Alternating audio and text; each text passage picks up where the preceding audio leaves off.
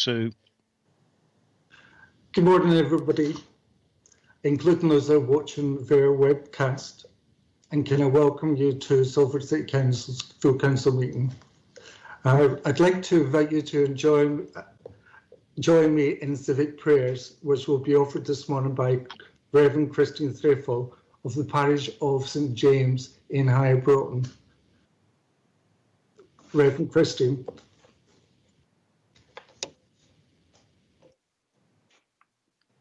Good morning. Let us pray. Father God, I thank you for the beautiful city of Salford and its incredible people. I thank you for the diversity of this city. And I thank you for all the gifts and talents you have endowed your people with.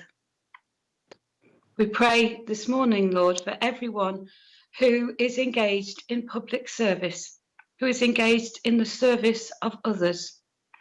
And I pray for them and their families, and I pray that you will equip them with everything they need to serve the people of Salford. I pray for all our young people this time who would normally be graduating from university and who are missing that celebration of their work and their efforts. I pray particularly for all who are struggling, all who are finding life difficult. And I pray that everyone involved in this meeting will strive for unity and justice, for mercy and compassion, as I know they have worked so hard to do. I thank you that we are alive. I thank you that we are able to communicate with each other this morning. I thank you especially for all who work for Salford Council. I pray for them and their families. I close these prayers in thankfulness that I am alive and I have enough to eat and I have a place to live. And I pray for all who do not, and I pray that you will equip us all to be able to help those who need it. Amen. Thank you, Reverend Christine. The first agenda item then is announcements or special business. And before we get into that any further, I'd like to invite people to join with me and offer a minute's silence for Councillor Audrey Judge, who represented Walkden South Ward from 1999 to 2003. So can we start the minute's silence now?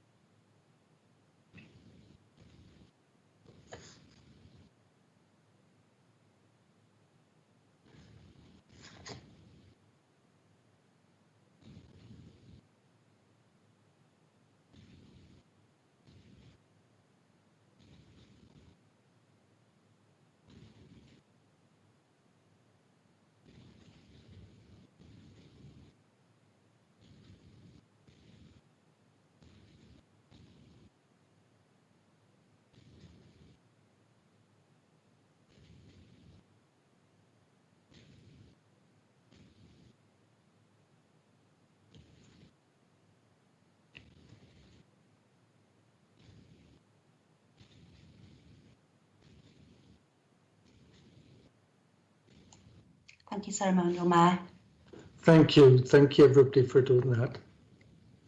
Councillor Mary's got another important meeting this morning, and as a result I'm intending to ask for any questions specifically for him in his role as Deputy City Mayor and Lead Member for Children and Young People Service, which is currently item number 12, and that will be turned to item number 11 just before questions to the City Mayor.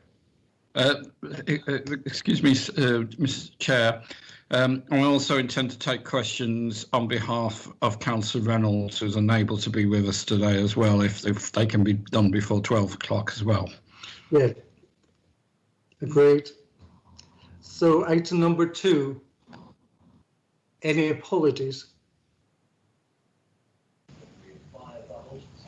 Yeah, the persons that have present are the City Mayor, Councillors Antrobus, August, Bailey, Bellamy, Bentham, Boshall, Brocklehurst, Brooks, Birch, Camel, Clark, Cohen, Collinson, Critchley, Dawson, Dickman, Edwards, Fletcher, Karen Garrido, Robin Garrido, Goulden, Hamilton, Hesling, Hines, Humphreys, Jolly, Jones, Kelly, King, Lancaster, Leitner, Lewis, Linden, McCusker, McIntyre, Mashita, Merry, Morris, Mullen, Nelson, Puranziza, Pevitt, Neil Reynolds, Brendan Ryan, Saunders, Sharp, Turner, Wade, John Walsh, Joan Walsh, Warmisham, Warner, Wheeler, and Wilson.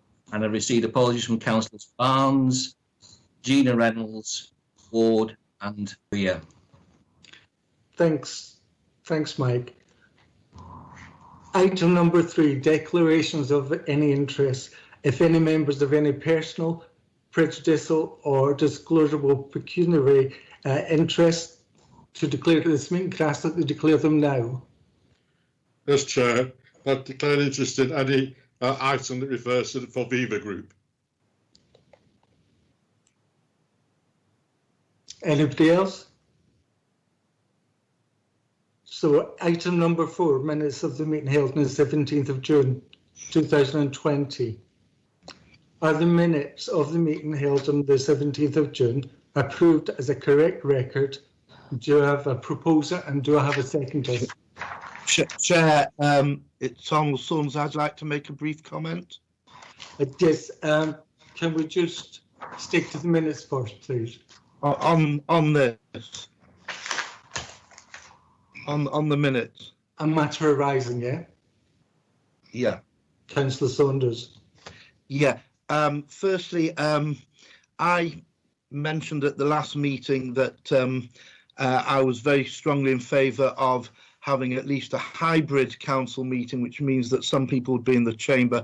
I didn't see that recorded in the minutes, but also want to mention, and in some ways much more important, I was doing some research for the meeting and was looking back on some past meetings, and I was quite horrified, quite frankly, to find that anything before the meeting from basically from this year, from January, any meeting from last year, if you look on the council website, it gives the agenda, it refers you to the webcast of the meeting. When you press on the webcast, it says this webcast has now expired, which means effectively that you do not have records on the website or ones that I could access of any meetings from before this year. Thank you very much for that, Councillor Saunders. Can we stick to the minutes of the meeting held on the 17th of June? Yeah, well, my question is, that being the case, how long will the minutes of the meeting of the 17th of June still be on the website? Thank you. Do you have an answer to that question? Through you, Ceremonial Mayor, that's an issue that I'll have to check with our IT services department. I'm not really sure at this point in time about that issue. It hasn't previously been raised, so I'll have to take that matter offline and respond to Councillor Saunders, having consulted with them. Thank you. Through you, Chair, I've just had a look and the recordings are all on there. It's Councillor Sharp, sorry. Thank you, Councillor Sharp. Anything else on the minutes? So do I have a proposer and a seconder that they are proper minutes of the meeting on the 17th of June? Do I have a proposer? Councillor Dawson. Councillor Dawson. Councillor Seconder. Watson, second. And can I have the seconder's name, please? Councillor Warmisham. Thank you. So it's agreed. Item number 5 is in two parts. Part B and Part C. Before we go into them, can I ask the City Solicitor to explain the procedural requirements which need to be followed in accordance with Salford City Council's interim procedure rules? Sian. Thank you, Ceremonial Mayor. The Council's standing orders at Part 4, Section A of our Constitution provide, in relation to Rule 17.1 of the Council's interim procedural rules, that decisions of the Council made within the last 6 months may not be changed unless a notice of motion has been given and signed by at least 20 members. However, Rule 16.1N of the standing orders provides that a motion may be moved without notice to suspend a particular council procedure rule. Rule 2.1 of the interim council procedure rules further provides that whilst there are certain exceptions, any rule may be suspended at council meetings either by a motion included on the agenda or by a motion put to the meeting without notice and passed by a majority of those present and voting. A motion to suspend any rules will not be moved without notice until at least one half, that would be 30 in this case, of the whole number of councillors are present. Suspension can only be for the duration of the meeting. So to clarify, the motion at item 5A, as set out on the agenda, is a motion without notice. Whilst it has been listed as an item on the agenda, it is still a motion without notice. It's been listed as an agenda item for the sake of transparency. Thank you, Ceremonial Mayor. Thank you. So, as explained by the City Solicitor, the Council wish to suspend Rule 17 of the interim council procedure rules so as to enable the revisit of this decision on the 17th of June 2020 concerning the matter in question? If so, I need a proposer and a seconder. Ceremonial Mayor, can I move the motion to fully account for Section 9 of the Local Government and Housing Act 1989, that this full council undertakes an in-principle vote on whether or not groups pursue the appointment of political assistants. That's why we're considering the suspension of Rule 17 in Part 4, Section A of our standing orders in our Constitution today. So I move the motion. Thank you. Ceremonial Mayor, I wish to second the motion. And is that agreed? That we should suspend the motion? And if it is, can I ask the Chief Executive to take a roll call? Ceremonial Mayor. Yes. Ceremonial Mayor. Councillor Collinson wishes to speak on this matter. Councillor Collinson. Thank you, Chair. I just really wanted to say that I have always been led to believe that the Constitution is an extremely important document. And to me, it feels like a misuse of the Constitution to me, because to suspend Rule 17 just to overturn a decision made at a previous meeting feels quite petty. It's never been known before, as far as I'm aware, and especially over something that is not really regarded as a major issue. I just wanted to make that comment. Thank you. Thank you, Councillor Collinson. Ceremonial Mayor, Councillor Yes. Karen Garrido now wishes to speak. Councillor Karen Garrido. Thank you, Ceremonial Mayor, the Chairman. I'm totally and utterly disappointed that this is actually happening. In my time as a councillor, I don't think I've had this happen. I'm not sure. I've tried to check, but unlike everybody else is saying, I can't find the minutes to the meeting, which I chaired regarding the money that was allocated to the high rise. I don't know whether that was actually a motion that was moved that we actually deal with it, but it might not have been the same. I find this absolutely horrendous. This is a democracy. I live in a democracy. A vote was taken and a vote was carried. No vote was nobody went against it, I mean. So it was carried. I can't understand why we are now having this important decision of making standing orders, suspending standing orders, so that this matter can be dealt with again. I'm so keen on actually keeping to a constitution. We all went through it line by line with the solicitor in Manchester and with our solicitors here and with HR to make sure that we got it right. Now, okay, it's there, it's in law, and I understand that, and I accept that we're going to have to do it. But I'd like it known that I think this is a detriment step. This is a slippery slope that everybody could actually use this for something else. And I'm very, very, very annoyed that this is actually happening on this matter. I'm not talking about, I'm not having any debate about whether we have a assistant or not. This is, I think, the misuse by the ruling group of this standing order. And I'm very, very, very upset about it. Thank you. Thank you. Chair, just a point of order on the chat. I think you should take that point of order. Okay, point of order. Thank you, Chair. Serious allegations have been made that this procedure is unconstitutional, and I wonder whether the city solicitor could advise the council whether or not the procedure is totally in line with the constitution. Thank you. Thank you, through you, Chair. I confirm that this matter has been checked as procedurally correct, and it is in line with the Constitution, and it is permitted. So just to confirm that any allegation then that the council is acting unconstitutionally is an untrue allegation.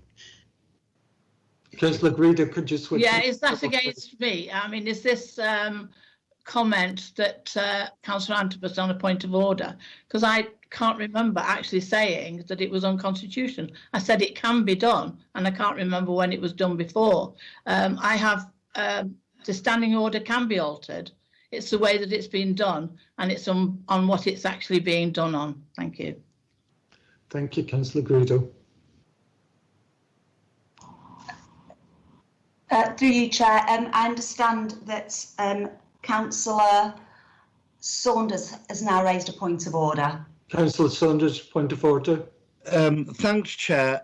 My recollection of both my two colleagues, Councillors Collinson and Garrido, was that neither of them claimed this was unconstitutional. I think they both admitted it was, but said words to the effect it was a slippery slope, despite the fact it is constitutional. I that checked. Thanks, Chair. Thank you. On a point of personal explanation, Chair, I didn't name any member who had made any allegation at all. I simply asked a question. I'm sorry that people think that they're guilty of something. Thank you, Councillor Antrobus. I see a lot of people's photograph up on the screen. Could you make sure your cameras are off and use the chat function to indicate if you want to speak? City Solicitor. Thank you, Chair. It's now Councillor Robin Garrido who's indicated he wishes to speak next. Thank you, Councillor Robin Garrido. Thank you, Chair. Yes, I do accept that it's constitutional. It is the way that it is actually being used, which I object to. I think the Constitution is being used, in fact, it's being manipulated for political purposes, as far as I'm concerned. And I think that this resolution this morning to suspend standing orders actually brings the council into disrepute. I think it's a total disgrace, and I think, as far as I'm concerned, it's a slippery road to dictatorship. The motion at the last council meeting was properly moved and seconded. Every member of the council had the opportunity to vote on that motion, and it's no good saying, in fact, that they didn't realise that they had a vote. Right? The report was before the council. There was a recommendation, and any councillor worth their salt should know that if you have a recommendation in front of you, there needs to be a vote. It was moved and seconded. There were no dissenters, and therefore it was properly dealt with. And I think the fact to bring this back again and use the Constitution to back it up, I think is total misuse of power. It's a slippery slope, and I hope the people of Salford realise that we're now heading towards a dictatorship in Salford, where if they don't like the results, they don't like a vote, they will just use the Constitution to actually rule this out of order. Thank you, Councillor Garrido. City East. Sian?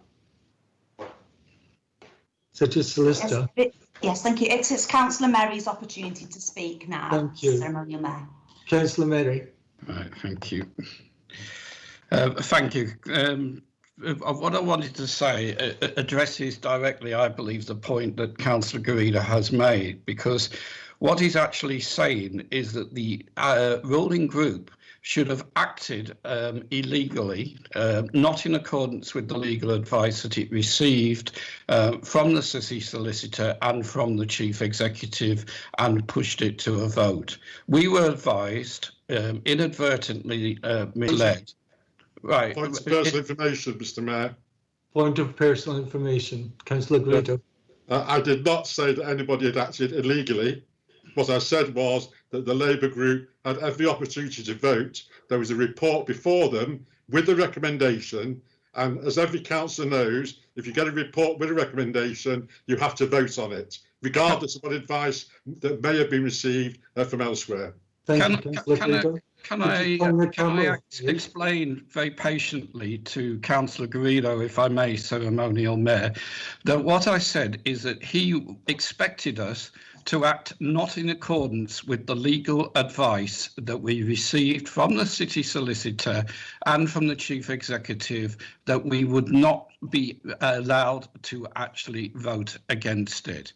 Now, under those circumstances, we should act in accordance with the legal advice we received. So what he's saying is that we should have ignored the advice we received from the Chief Executive, we should have ignored the advice we received from the City Solicitor, and acted in a way that was inappropriate and unlawful. So I repeat that. That is what he's actually saying we should have done. As far as I'm concerned, this gives us a chance to reconsider the issue in the light of the revised advice that we've received from the Chief Executive. And it's no good the Conservative group arguing that they should be allowed to get away with something. If the advice has been changed, then we need to have the opportunity to properly consider what we want to do. And that's all that this particular motion asks them to do. And they can argue all they like, but we are acting in accordance with the law as we have been advised. Thank you, Councillor Merry.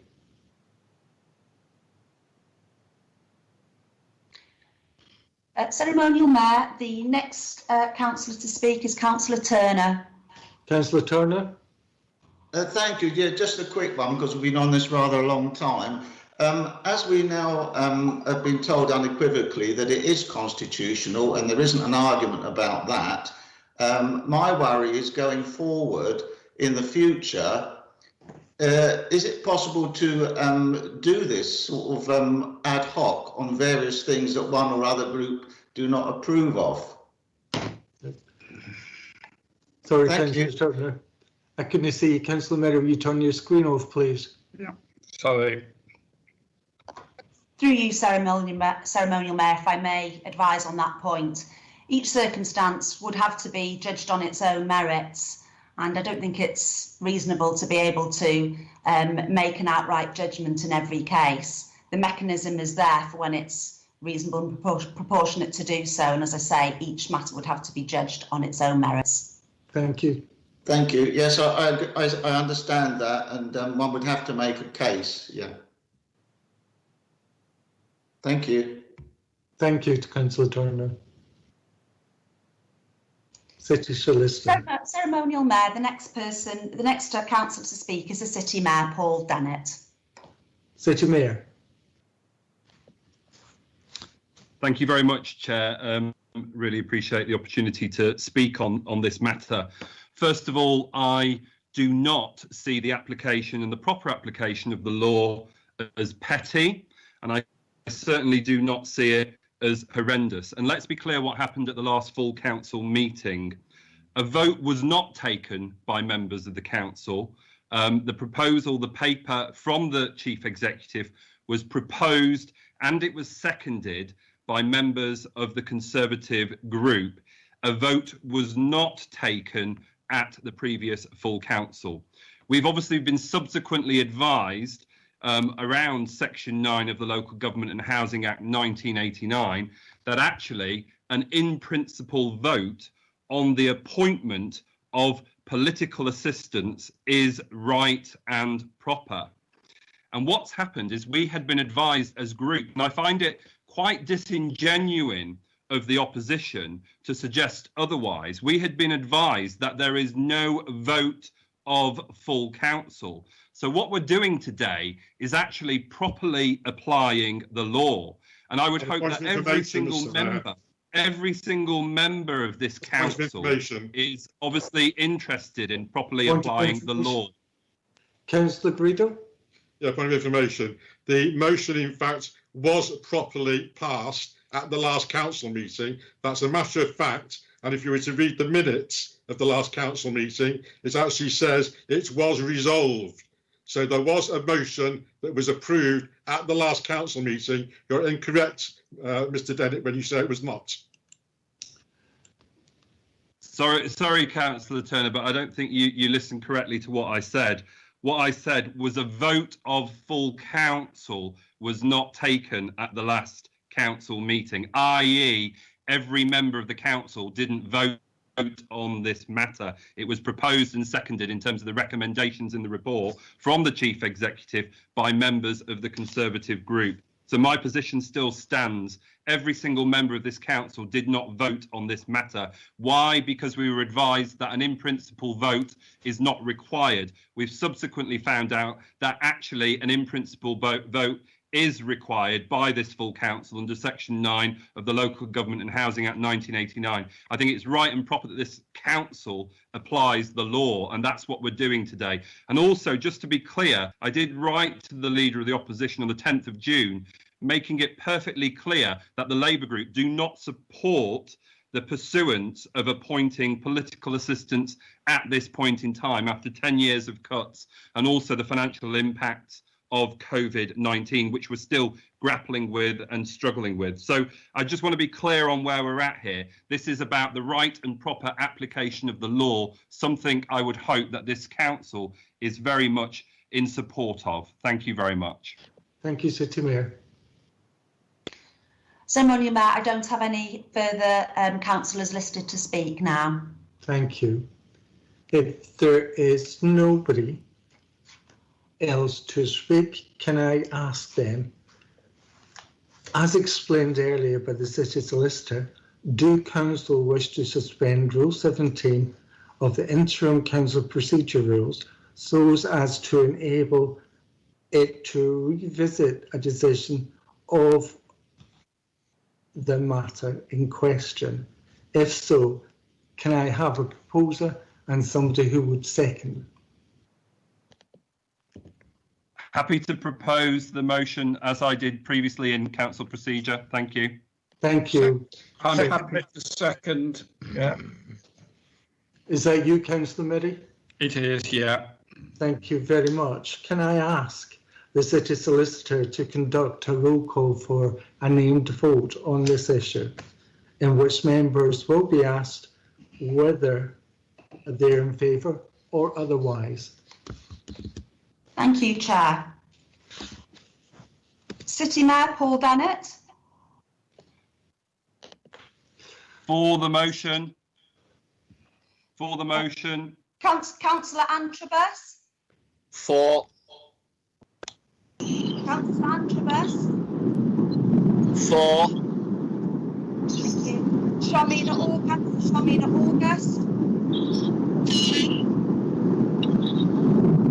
Sorry, could you repeat, please, Councillor August? 4. Councillor Bailey?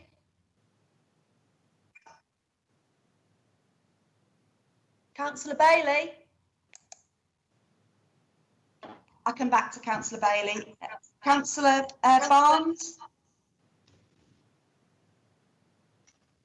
Councillor Barnes? Barnes has apologised, Sean. Oh, thank you. Councillor Bellamy? For the motion. Councillor Bentham? 4. Councillor Boschel? 4. Councillor Brocklehurst? 4. Councillor Brooks? 4. Councillor Birch? 4. Councillor Camel? For the motion. Councillor Kamel? For the motion. Councillor Clark?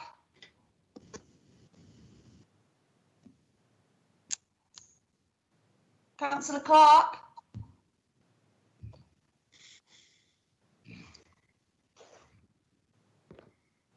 Councillor Clark? I'll come back to Councillor Clark. Councillor Cohen? Sorry, was that Councillor Clark indicating? Didn't Councillor Clark apologise? No. No, he's present. Councillor Cohen? Councillor Cohen sent his apologies. Councillor Cohen? 4. Councillor Collinson? 4. You're against? Gillian, I think you voted the wrong way. He's voted. Yeah. Sorry, I'm voting against the motion. Councillor Collinson? Could you confirm, please? Voting against the motion. Thank you. Councillor Critchley? 4. Councillor Dawson? For the motion. Councillor Dickman? 4. Councillor Edwards? 4. Councillor Fletcher? For the motion. Councillor Karen Garrido? Against the motion. Councillor Robin Garrido? Against the motion. Councillor Goulden? Councillor Hamilton? For the motion. Councillor Hesling? For the motion. Councillor Hines? 4. Councillor Hines? 4. Councillor Humphreys? 4. Councillor Jolly? 4. Councillor Jolly? 4. Councillor Roger Jones? 4. Councillor Kelly? 4. Councillor King? For the motion. Councillor King? King, for the motion. Councillor Lancaster?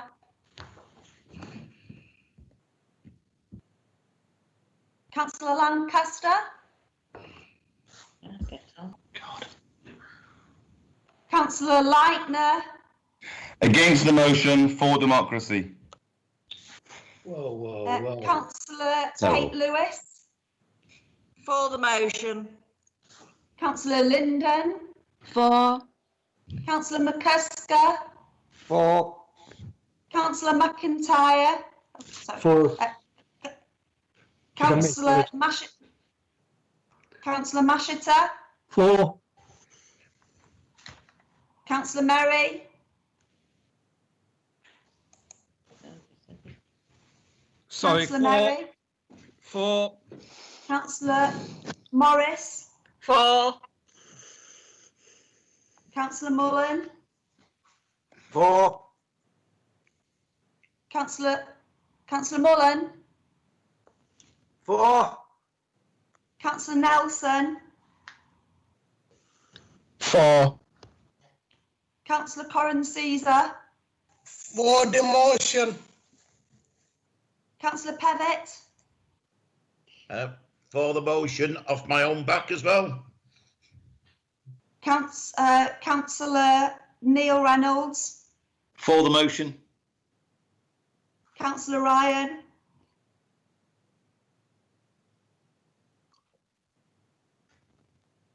Councillor Ryan. For the motion. Councillor Saunders. For the motion, against the motion, sorry. Councillor Sharp. For the motion. Councillor Turner. Against the motion. Councillor Wade. For the motion. Councillor Walker. For the motion. Councillor Walsh. Joan Walsh. For the motion. Councillor John Walsh. For the motion. Councillor Darren Ward.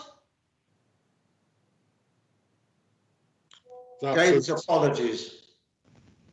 You gave his apologies, thank you. Councillor Warmisham. For. Councillor Warner. For. Councillor Weir.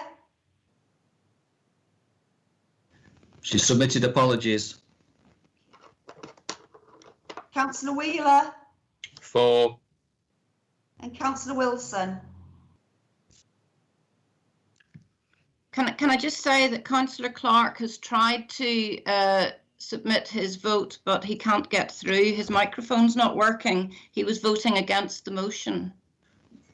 Yeah, Councillor Collins, so we've noted that on the chat, so we'll record him as voting against. Thank you. Acknowledge that. And Councillor Wilson, finally.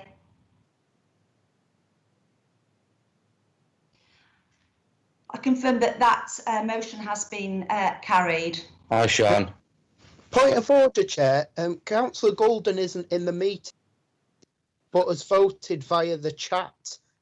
Is that an acceptable way of participating in the meeting?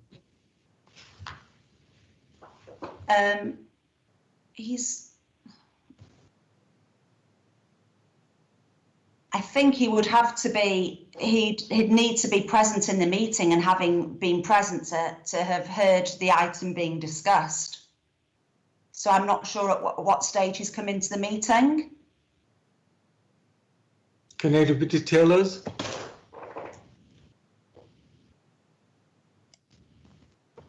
He was here for the start of the meeting. He's not been shown present as present now, but he did indicate when it came to votes. He indicated in the chat he was against the motion.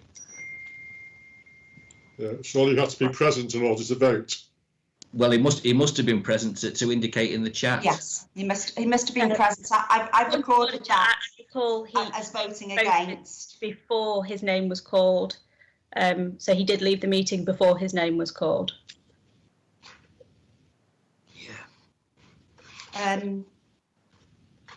Sean, is Councillor Bailey here? Did you get my vote? I voted in the chat. My microphone wasn't working.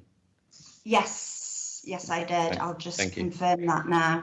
Well, if he left the meeting, then he must have been here when it was being discussed. So Councillor Bailey, you voted. So can I suggest that we're not going to solve that here at the moment? We'll need to look into that and move on. Otherwise, we'll be here for some time debating this. Yeah, just to confirm, Councillor Bailey voted for. Yes. Agreed. And I confirm, Chair, that that has been carried, that motion, by quite a significant majority in any event. Wonderful, thank you. Can I now then ask the Chief Executive if he would present the report? Yes, thank you. Good morning, Chair.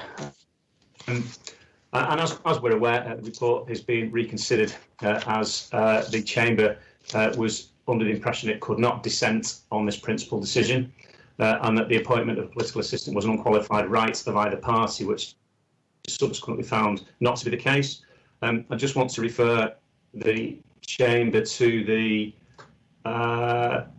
second point in the executive summary, which states clear in the report on page 11 of the council papers that an appointment of a political assistant is dependent on the council passing a resolution in support of the principle of appointing political assistants.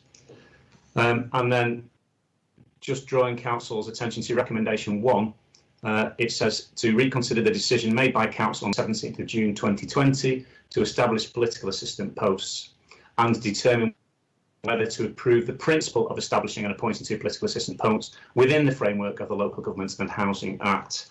I'm not going to go into great detail on the report, as members have seen the report and indeed debated this on the 17th of June. I'm going to leave it there, Chair, with the report as read. I'm sure you'll wish to invite comments. Thank you.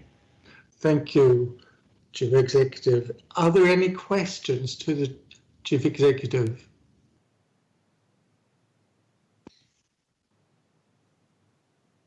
Are there any questions?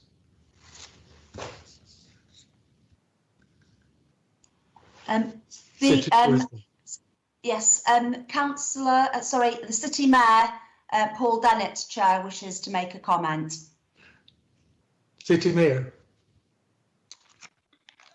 Thank you, Ceremonial Mayor. Can I just thank the Chief Executive for obviously presenting the report and confirming to full council that there is no unqualified right to pursue the appointment of political assistants, because obviously we do need to take a principal vote on the matter as a full council should we wish to do that.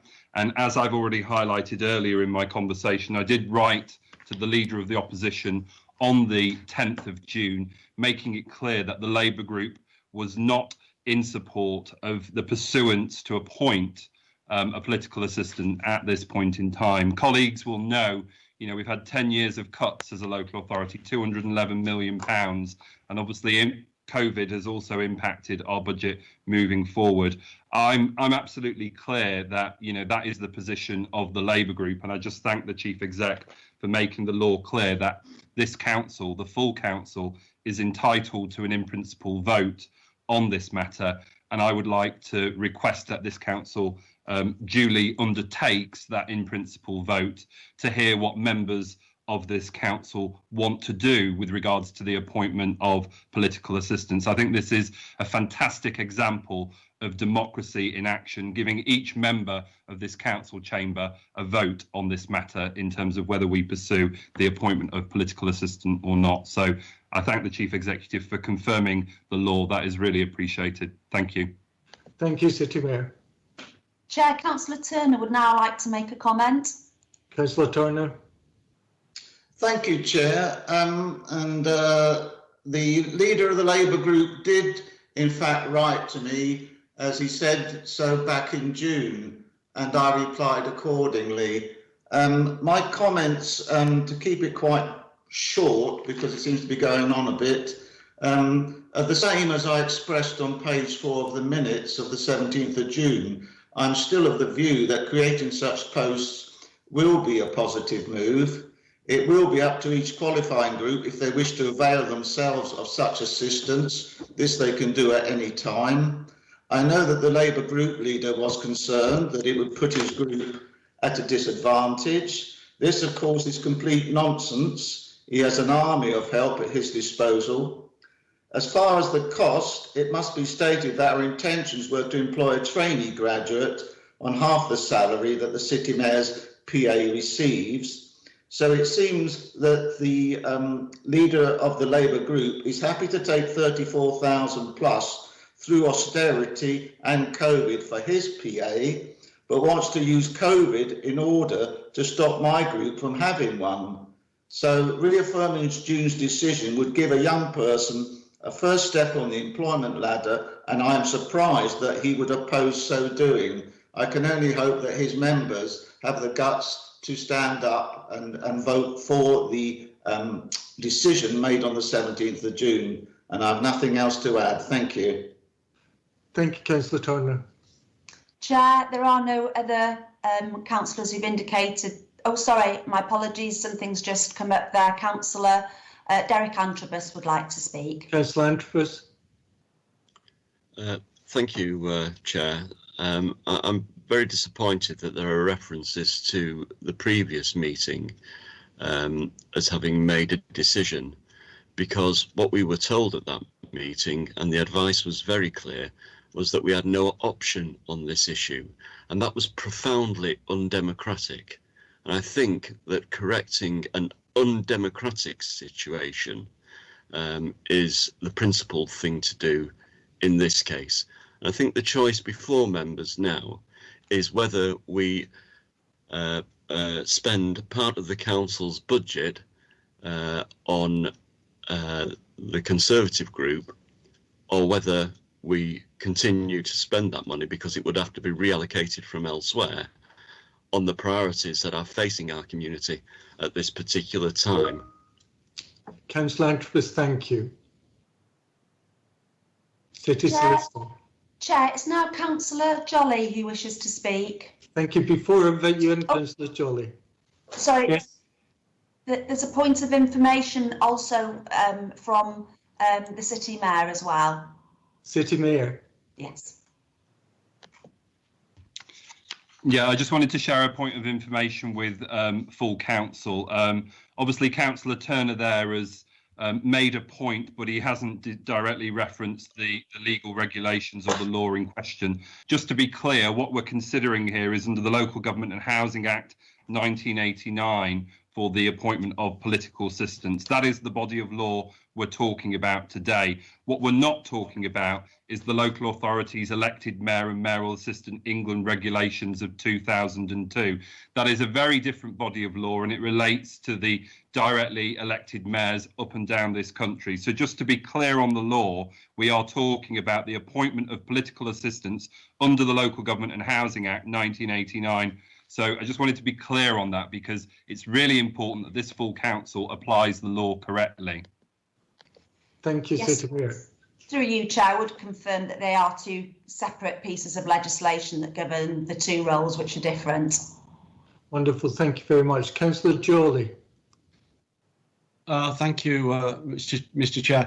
It was actually very much the same point. Councillor Turner was trying to conflate the city mayor's assistant with a Labour group assistant. In fact, if there was a Labour group assistant, then we would have paid for by the council. We would have accepted the principle, and the Tories would be entitled to one automatically. That's the whole point of the vote that we're going to take in a few moments. So it isn't that's the city mayor's assistant, but that is trying to, I think, muddy the waters to suggest, well, you've got one, why can't we? Well, the Labour group doesn't have one, the city mayor has one, and that's a different situation. Thank you, Councillor Jolly.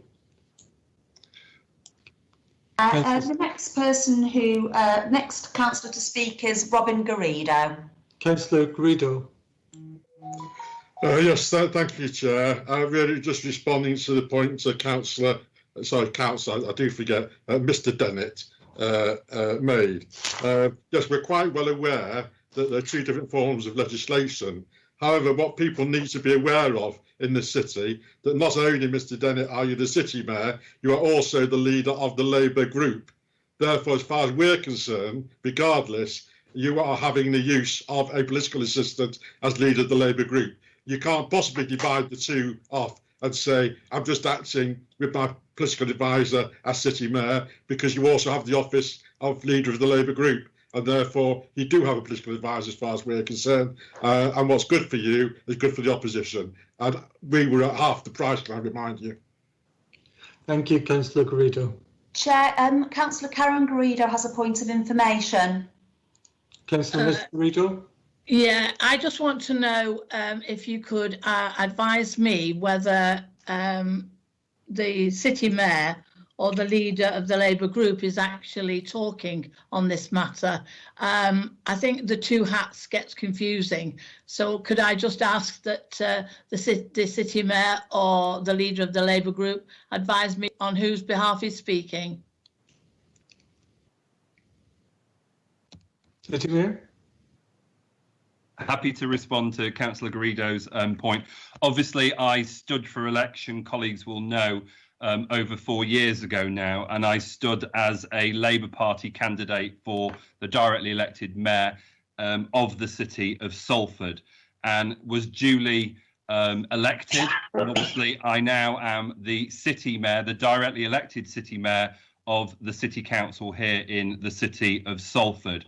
But I was standing on a Labour Party mandate. So I am both the city mayor and the leader of the Labour group. The reality is the opposition didn't win that election and therefore couldn't exercise their rights under the legislation I've already referenced in terms of the Local Authorities Elected Mayor and Mayoral Assistant England regulations of 2002. And just to be clear, they are two different bodies of legislation. So please, let's not conflate the two. Had the opposition won that election, they would be within their rights to appoint an assistant as the directly elected mayor. The sad truth is they didn't win that election and the people of this city voted Labour. Thank you very much. Thank you, City Mayor.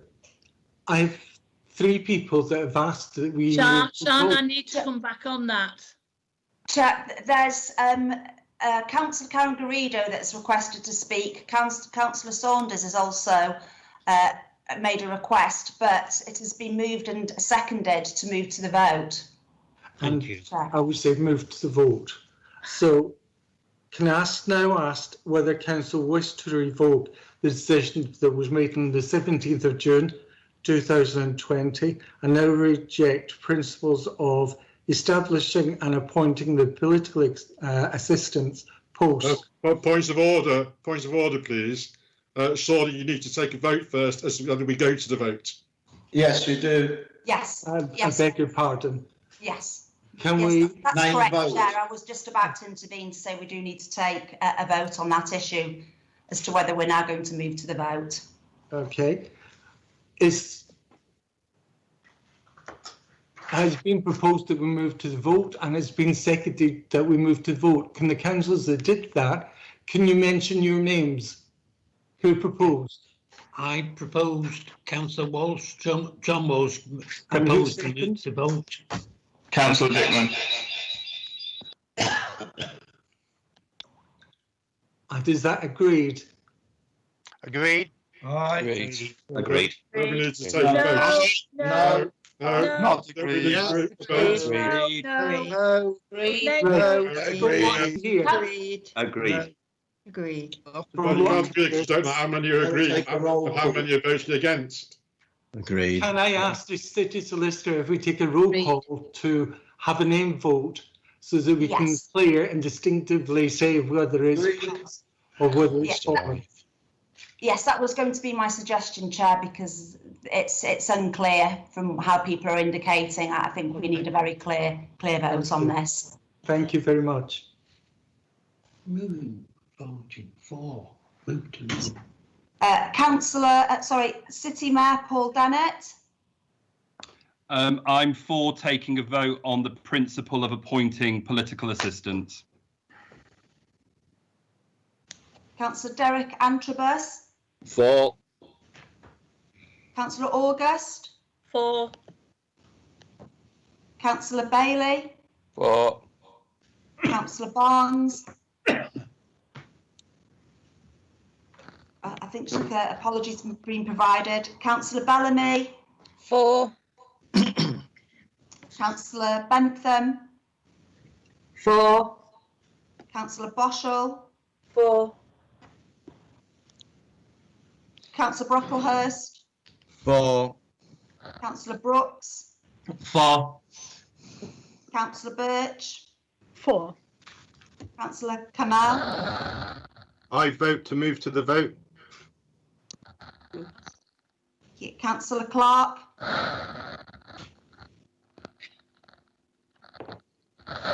Councillor Cohen. For. Councillor Collinson. Against. Councillor Critchley. For. Councillor Dawson. For. Councillor Dickman. For. Councillor Edwards. For. Councillor Fletcher. For. Councillor Karen Garrido. Against. Councillor Robin Garrido. Against. Councillor Goulden. For. Councillor Hamilton. 4. Councillor Hesling, 4. Councillor Hines, 4. Councillor Humphreys, 4. Councillor Jolly, 4. Councillor Jones, 4. Councillor Kelly, 4. Councillor King, 4. Councillor Lancaster,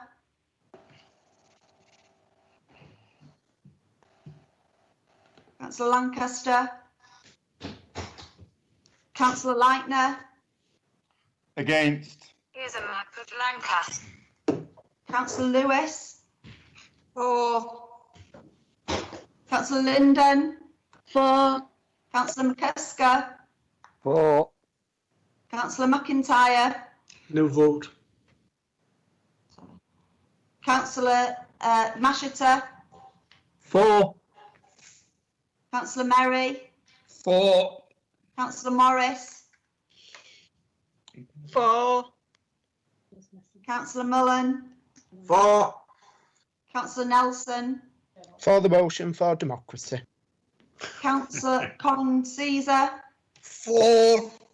Councillor Pavitt, For the motion supporting democracy in Salford. Councillor Reynolds, Neil Reynolds, 4. Councillor Ryan, 4. Councillor Saunders, Against. Councillor Sharp, 4. Councillor Turner, Against. Councillor Wade, 4. Councillor Walker, 4. Councillor Joan Walsh, 4. Councillor John Walsh, 4. Councillor Darren Ward, sorry, he's submitted apologies, Councillor Warmisham, 4. Councillor Warner, 4. Councillor Wheeler, 4. Councillor Wilson. 4.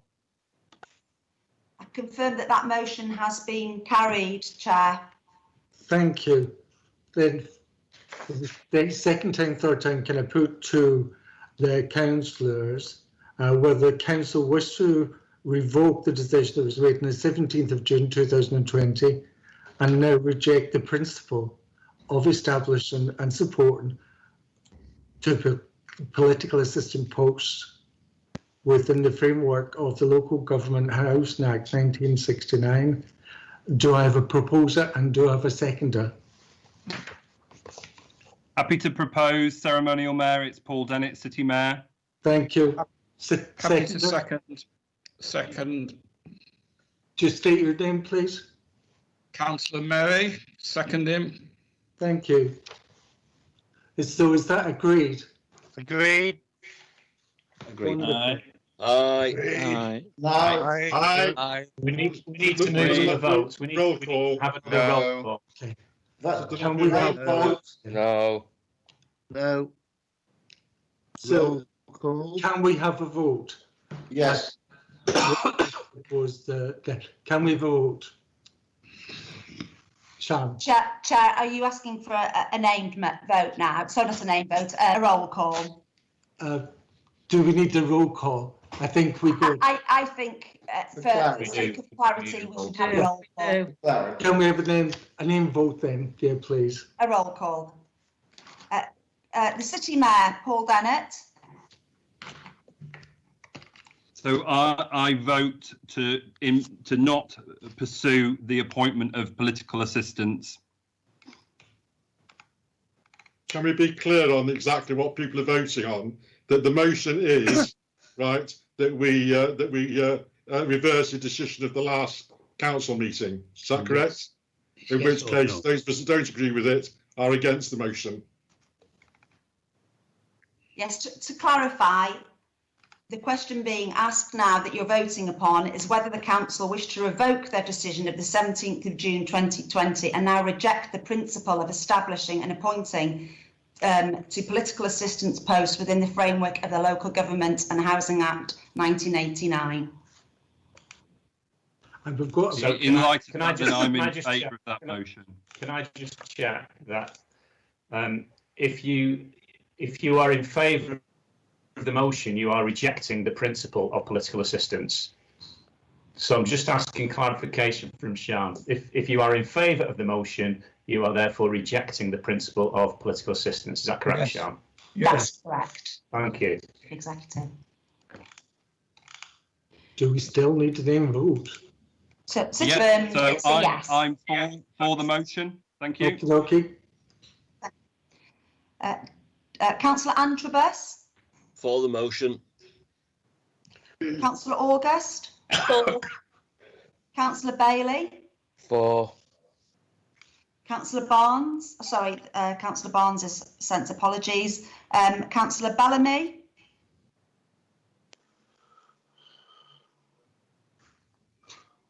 Councillor Bellamy, Yeah. Councillor Bentham, For. Councillor Boschall, For. Councillor Brocklehurst, For. Councillor Brooks, For. Councillor Birch, For. Councillor Kamal, For. Councillor Clark,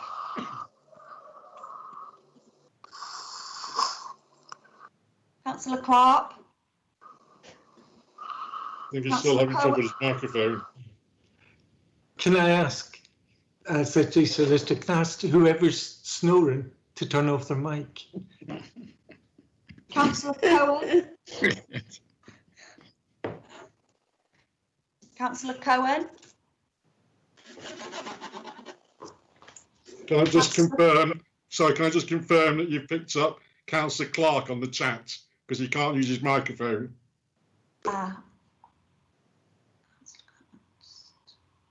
He's voted on his chat.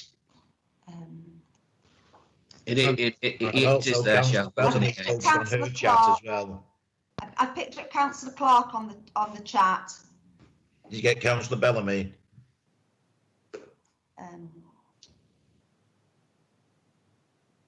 Yes, I've got Councillor Bellamy as well. Thank you. Councillor Cohen.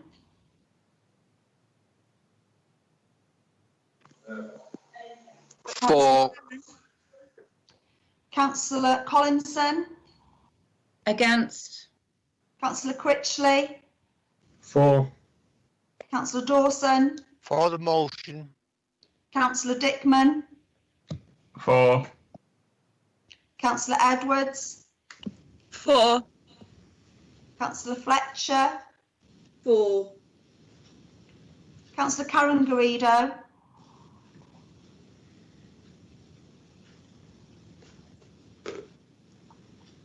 Councillor Karen Garrido. Against the there, motion for democracy. Councillor Robin Garrido. Against the motion, but for democracy. Councillor Goulden. For. Councillor Hamilton.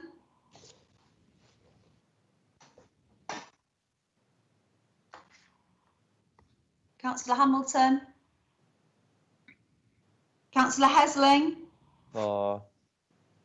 Councillor Hines. For. Councillor Humphreys.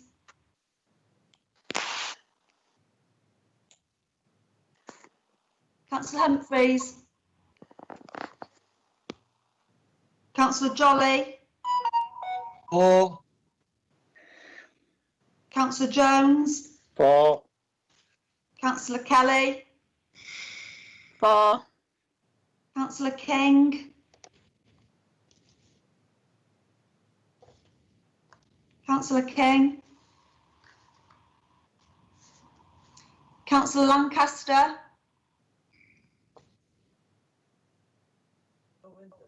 Councillor Lancaster. Councillor Leitner. Against. Councillor Lewis. For. Councillor Linden. For. Councillor McCusker. For. Councillor Mashiter. For. Councillor Merry. For. Councillor Morris. For. Councillor Mullen. For. Councillor Nelson, 4. Councillor Corin Caesar, 4. Councillor Pevitt, For the motion. Councillor Reynolds, 4.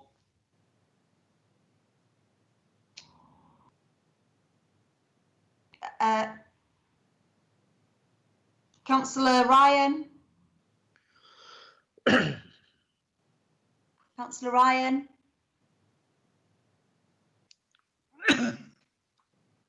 Councillor Saunders, Against the motion, and can I make a point of order on the vote, please?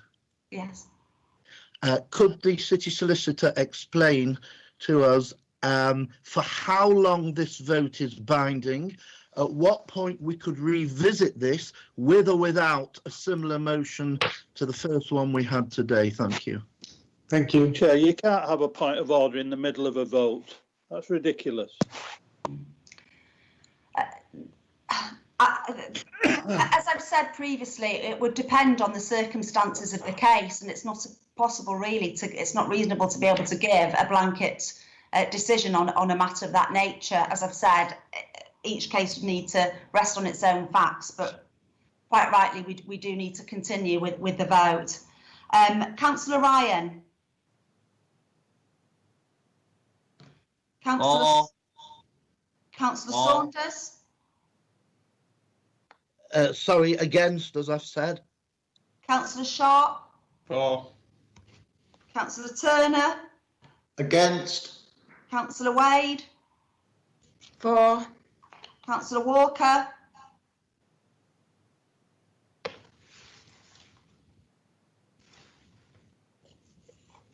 Councillor 4. Walker. 4. Councillor Joan Walsh. 4. Councillor John Walsh. 4. Councillor Darren Ward. Absent. Councillor Warmisham. 4. Councillor Warner. 4. Councillor Weir. Sorry, Councillor Weir's not present. Councillor Wheeler. 4. Councillor Wilson. 4. Chair, that motion has been carried. Wonderful. Item number 7. Membership. Mr. Mayor, I've actually put, I don't want to speak about this, what's happening with the votes. Thank you. I've got it in my chat box, right? Thank you. Thank you. I'd just like to ask if we could just adjourn, because there seems to be a serious problem with the mics on the councillors'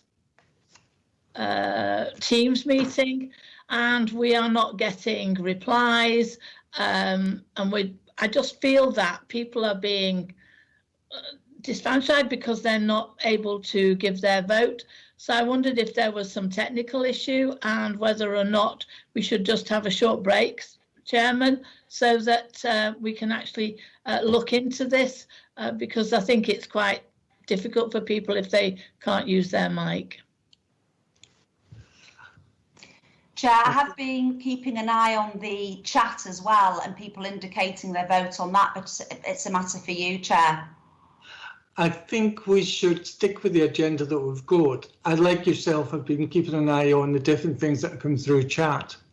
And I think because of the length of discussion that we've had on the matter, we've had 2 votes in the matter previous to this vote. I think we should continue. Is that agreed? Yeah. That's fine. Agreed. Agree. Agree. Okay. So then go back to item number 7, membership of committees and panels for the years 2020-2021.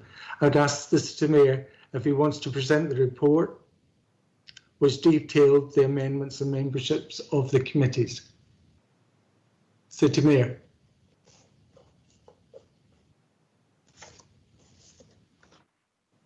City Mayor. Sorry, thank you, Ceremonial Mayor. I'm happy to move the report and the recommendations as per the content of the report. Thank you. Thank you. Any questions or comments? Comment.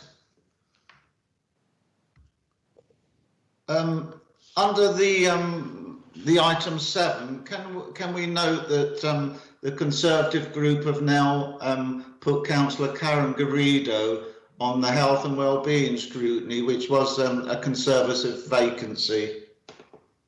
Thank you, Councillor Turner. Yeah, and Chair, it's Councillor Jim Dawson.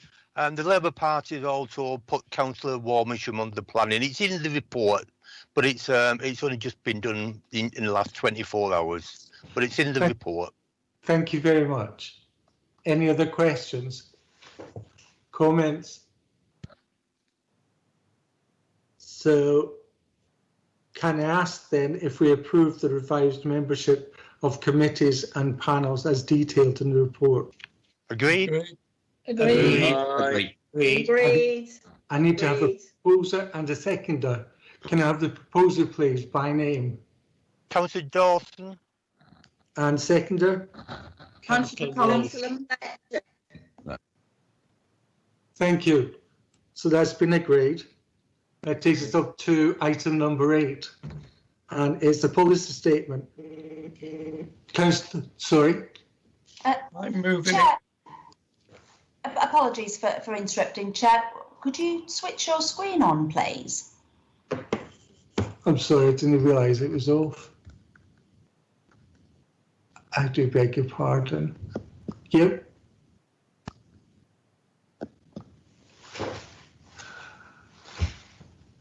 Okay. The pay policy statement 2020-2021, I'd ask Councillor Bill Hines, the lead member for Finance and Support Services, to present the report, after which there'll be time for questions and comments. Councillor Hines. Councillor Hines.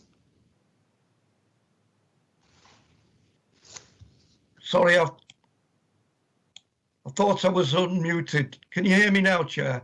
Yes, we can. Right. Sorry, Chair. Yes, this is a briefing policy note, policy statement for 2020-21. It's, as I say, an annual statement that the council needs to produce, and we've just done that. I will make the salient points in the report. I think all members have had the full report, and I'm prepared to do my best to answer any questions that come from that. So on the salient points, first of all, I'd like to say that this report includes our great 8 priorities, our values, our employment standards, as well as being an accredited living wage employer. And we want, of course, to have aspirations to see the city becoming a living wage city. So the key updates this year include a pay policy statement, information on pay ratios from the highest to the lowest. This is 1.9 to 0.02, and we remain one of the lowest in Greater Manchester in those ratios. In line with our agreed framework for apprentice pay, the rates have been updated. New apprentices will commence on £8.72 an hour, and within 12 months receive the living wage of £9.30 an hour. These rates remain the highest than national apprenticeship rates, which is a very, very good thing, and we should be proud of that. For the 3rd year, we are reporting our gender pay gap in line with the legislation. Gender pay is different. I'll make this clear. Gender pay is different to equal pay and is largely affected by workforce composition. The mean and median gender pay gap have reduced over the last 12 months. I'd just like to remind the City Council that last year the mean gender gap was 14.5%. It is now 12.4%, which is a big improvement. The median gender gap is 14%, and this was 19.3 when reported in 2018. The UK national mean gender gap is 17.3%. Salford City Council remains significantly lower than this, which is very good.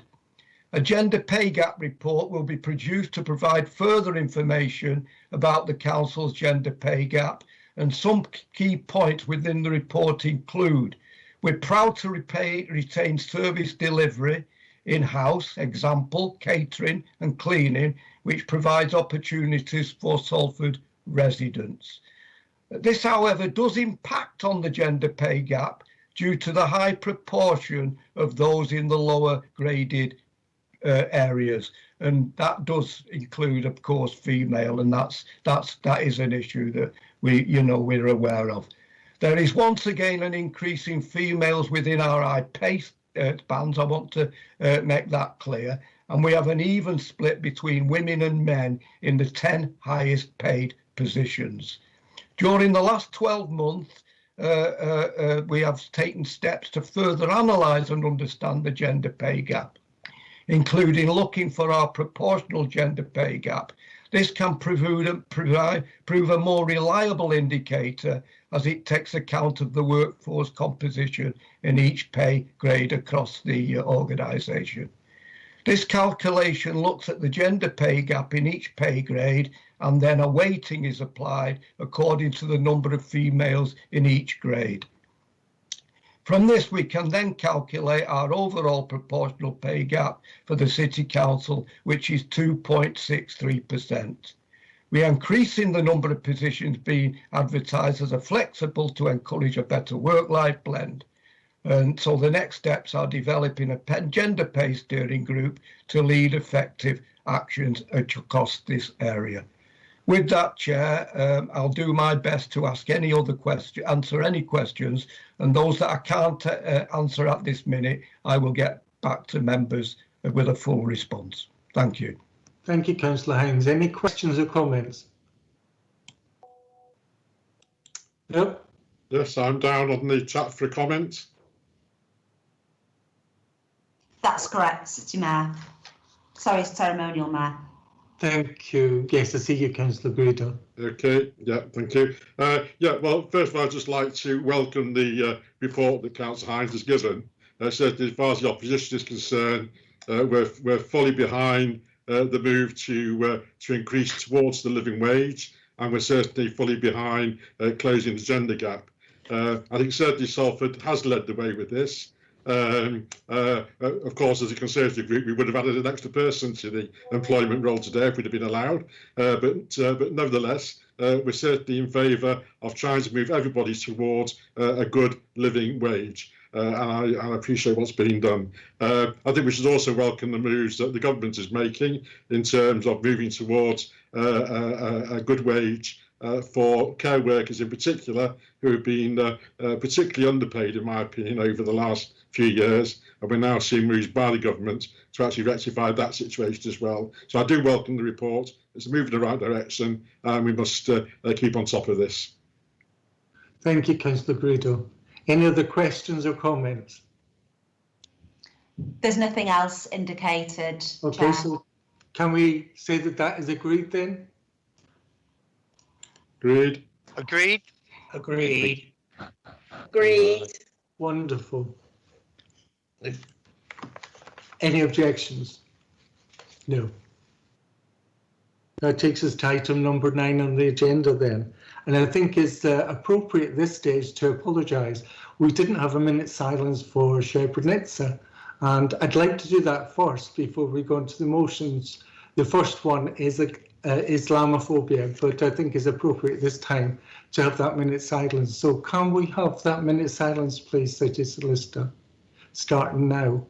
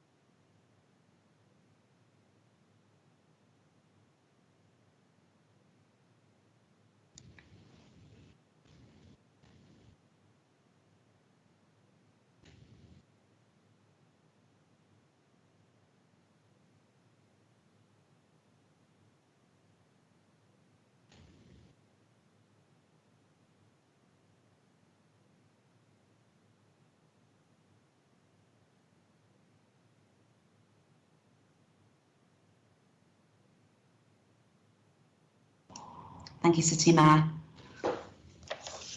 Thank you everybody for doing that. As I said, item number 9A is a motion on Islamophobia and its definition. I'd like to pass to Councillor Sharmina August, who's going to propose it, and then following that, Councillor Heather Fetcher, who will second the motion. Councillor. Thank you, Chair. Thank you for coming back to do that minute silence. It's really important that we remember. So I'd like to start saying I'm so proud that this council recognised the IRA definition of anti-Semitism proposed by our dear friend, the late Councillor John Ferguson, in July 2017. When I was first elected, John supported me in writing this motion on the definition of Islamophobia. And though I'm of course very sad that John is not here today to see it finally come to council, I hope that this too will be passed with unanimous support for the people of Salford. The unfortunate truth is that we need to first define what bigotry is in order to educate and ultimately fight it.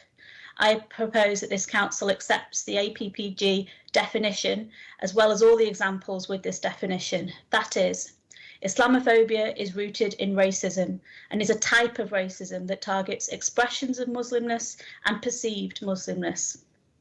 Anti-Muslim hate crime is on the rise.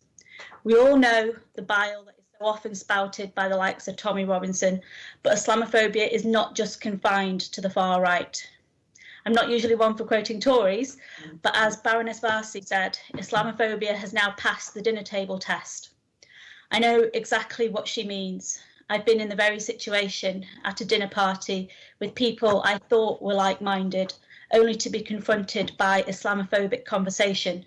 Before, of course, they realised that I was a Muslim. And let me add, saying you didn't mean me or I'm not like the rest of them is Islamophobic too.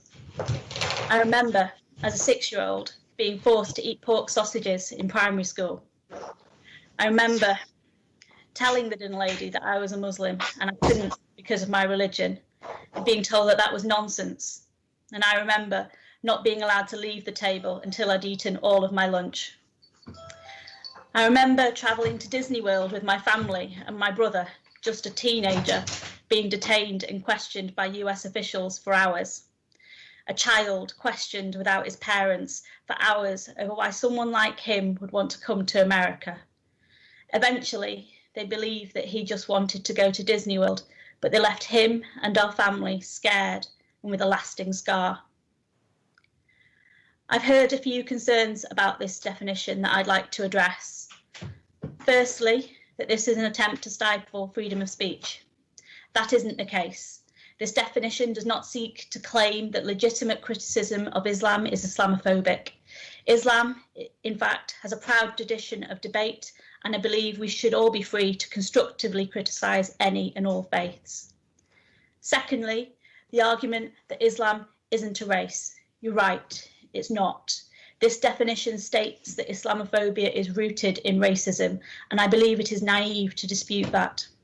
We cannot escape the fact that the majority of Muslims are Asian, and that many people who are not Muslim but are Asian also face Islamophobia. Islamophobia is a type of racism that targets expressions of Muslimness or perceived Muslimness. I trust that having addressed these concerns, members will join me in approving this definition and fighting to make Salford and our society free of bigotry. We only need to think back to why we bowed our heads a moment ago in silence for the people of Srebrenica to see what can happen when we do not. Thank you, Chair.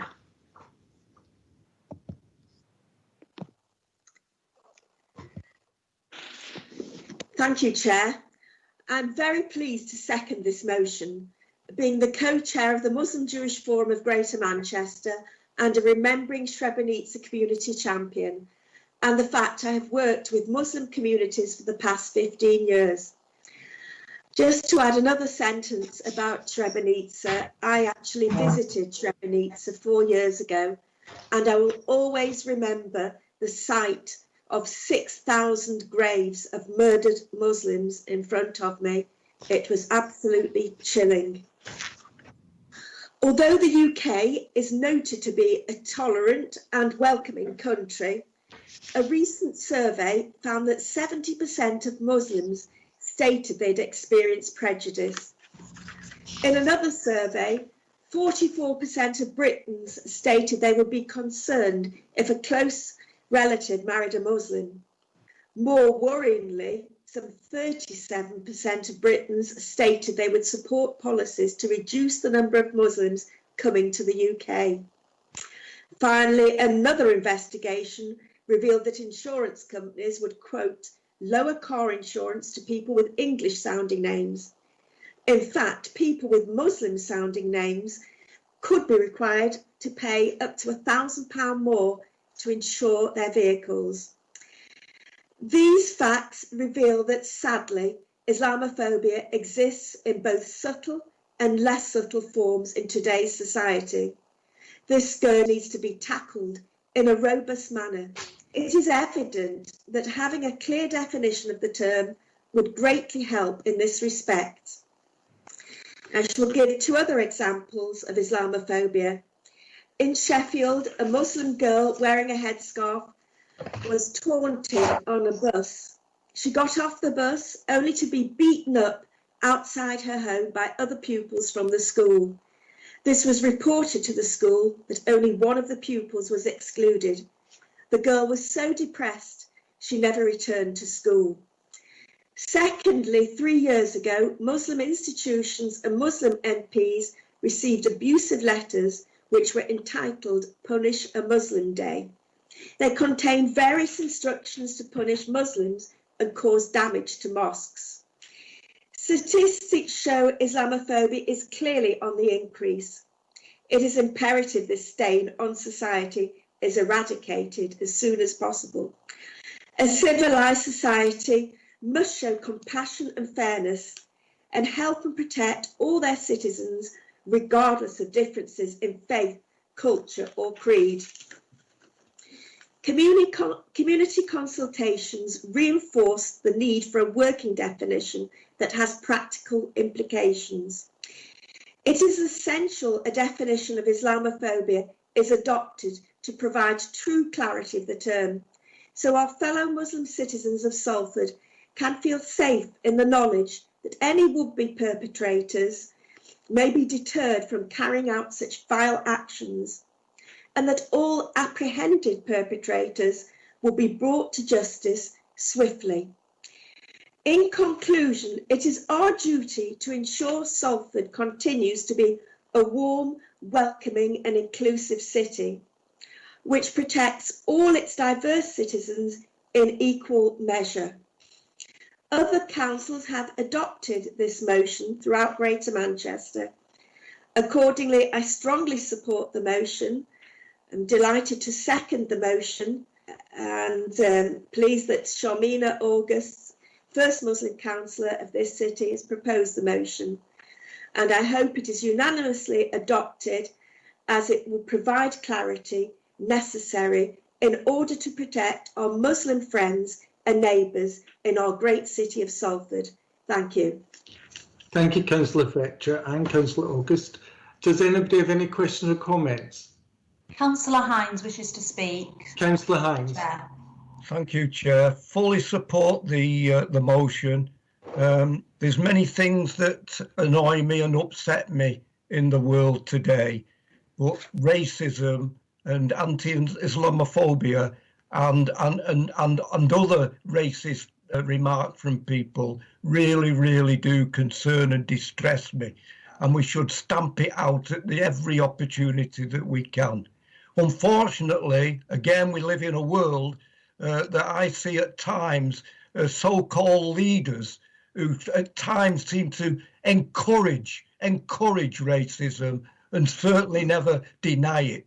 We're seeing what's happening with Black Lives Matter, and it is really worrying. Unfortunately, in our country and many other countries, when we see economic crises appearing, therefore it leaves it as open to abuse from the far right and other racists. We must stamp this out as quickly as possible and be on our guard. Only the other day in my ward, a a takeaway, a curry takeaway, which during the lockdown I frequent because of I usually go out for meals, but unfortunately not being able to do that. His shop was abused with graffiti, terrible graffiti that was going on. This must be stamped out. We must all stand together and fight racism wherever it is. It's ugly, it's awful, and it's really soul destroying. Thank you, Mr. Mayor. Thank you, Councillor Hymes. Chair, the next councillor who wishes to speak is Councillor Turner. Councillor Turner. Thank you. Yes, the motion is on the Islamophobia definition, and I'll try and address my comments to it strictly on that and not get carried away with all the other things that one could do. The proposer is in fact correct. The motion in front of us is from the report of the all-party parliamentary informal cross-party group. This, of course, to those who may not know, this group have no official status within Parliament, although they do some important work. Although the definition expressed by the APPG is well intended, there are a number of real concerns contained within it that needs much further scrutiny. And I'm going to give 2 examples that the proposer didn't go into in detail, although I think she did say that denied it or some words to that effect. But indeed, the former head of counter-terrorism wrote to the government stating the adoption in its present form would cripple efforts to fight terrorism. The head of the National Police Chiefs Council also stated that the definition could undermine many elements of counter-terrorism powers and policies. Many others are concerned regarding the threatening of free speech. So we as a group share these concerns, so it will not surprise you, for the reasons I have outlined, that my group are unanimous that we will not support the motion in its current form. Thank you. Thank you, Councillor Turner. Chair, the next councillor who wishes to speak is Councillor Mullen. Mayor, could I ask you, who's sharing the screen, Mr. Mayor? It's all over the place. Yes, it was Councillor Warner, but I believe there's been noted. Yes, Councillor Mullen. Thank you, Chair. I hope you can all hear me. Yeah, I'm speaking today in support of this motion. It was something that Councillor Fletcher said about insurance. Sadly, in my past life, I worked for a large corporation, and I know how insidious and how discreet racism can be. And the example that I'm going to give you today is this company used an algorithm that analysed your surname, and if you had more than 3 vowels in your surname, you got charged higher interest rates than the normal people. That, in my mind, is a racist piece of scorecards technology, and it's out there today and it's still in use today. So that's why I'm supporting this, because it's not just in the public world, it's in the business world, and we need to speak out and call it out wherever we see it. Thank you. Thank you, Councillor Mullen. Chair, Councillor August would like to speak again, please. Councillor August. Thank you, Chair. I would like to address the Conservative group's take on this and express how deeply disappointed I am. To say that your concerns are related to terrorism is in itself Islamophobic. If the story I told you of my brother as a child being interrogated for hours with no adult or parent there to help him simply because he is a Muslim does not show you the problem that we are facing as a community, that Muslims are facing, then I can only suggest that the entire Conservative group needs further training on this matter. It is racist and Islamophobic to suggest that Muslims are terrorists and that this definition would stop terrorism being countered. I am absolutely appalled by this, and I hope that some members of the Conservative group would have the wherewithal to come back and stand against their leader saying these sorts of things. Thank you, Councillor August. Chair, it's now Councillor Kamel who wishes to speak. Councillor Kamal. Thank you, thank you, Chair. I think Charmaine has just said most of what I wanted to say, to be honest, but I just want to state that I stand in solidarity with the Muslims who suffer this abuse, and I'm personally disgusted that the Tory group are using the ability to be able to combat terrorism as a reason to oppose this motion. I think it's absolutely disgraceful and is, as Shah said, Islamophobic in itself. Thank you.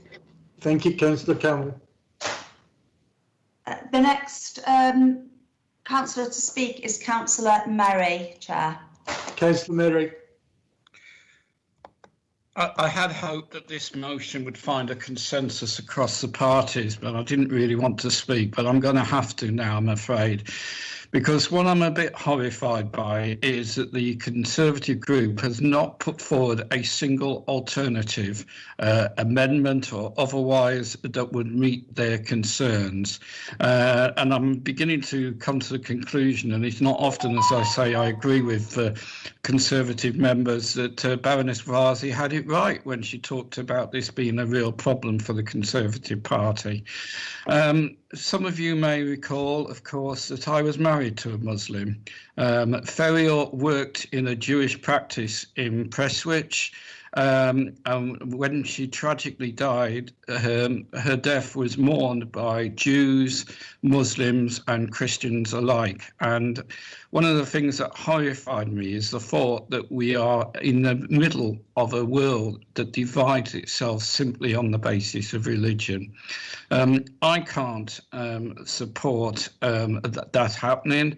I wanted to wholeheartedly endorse this particular motion and say to the Conservative group, unless you're prepared to put forward an amendment, an alternative, this is forever going to be a stain, I'm afraid, on the name of the Conservative Party in Salford, that you weren't prepared to speak up against discrimination against Muslims, that you did lump them together with terrorists, and I'm absolutely appalled that you cannot come forward with an alternative of your own to make it clear that you oppose discrimination against Muslims.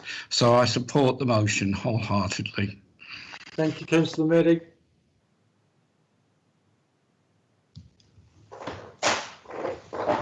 City Solicitor. The next councillor to vote is Councillor. I'm sorry, your sound's cutting out. The next councillor to speak is Councillor Pevitt, Chair. Councillor Pevitt. Good morning, Chair. I too share Councillor Merry's disgust the Tories. Is it a case of follow their leader? Look, working in the education, I see on daily Islamophobia in the place where I work. Some of it's unconscious, say unconscious bias. Look at the Prevent programme. You watch the videos there, all the training. There's very, very little, probably about 5% on right-wing terrorism. The rest is towards Islam, Muslim, and what they, Far East. It's so there. We only have to look back to, I'd say, June of last year, the Tory leader debate. They promised an inquiry, an investigation into racism, Islamophobia.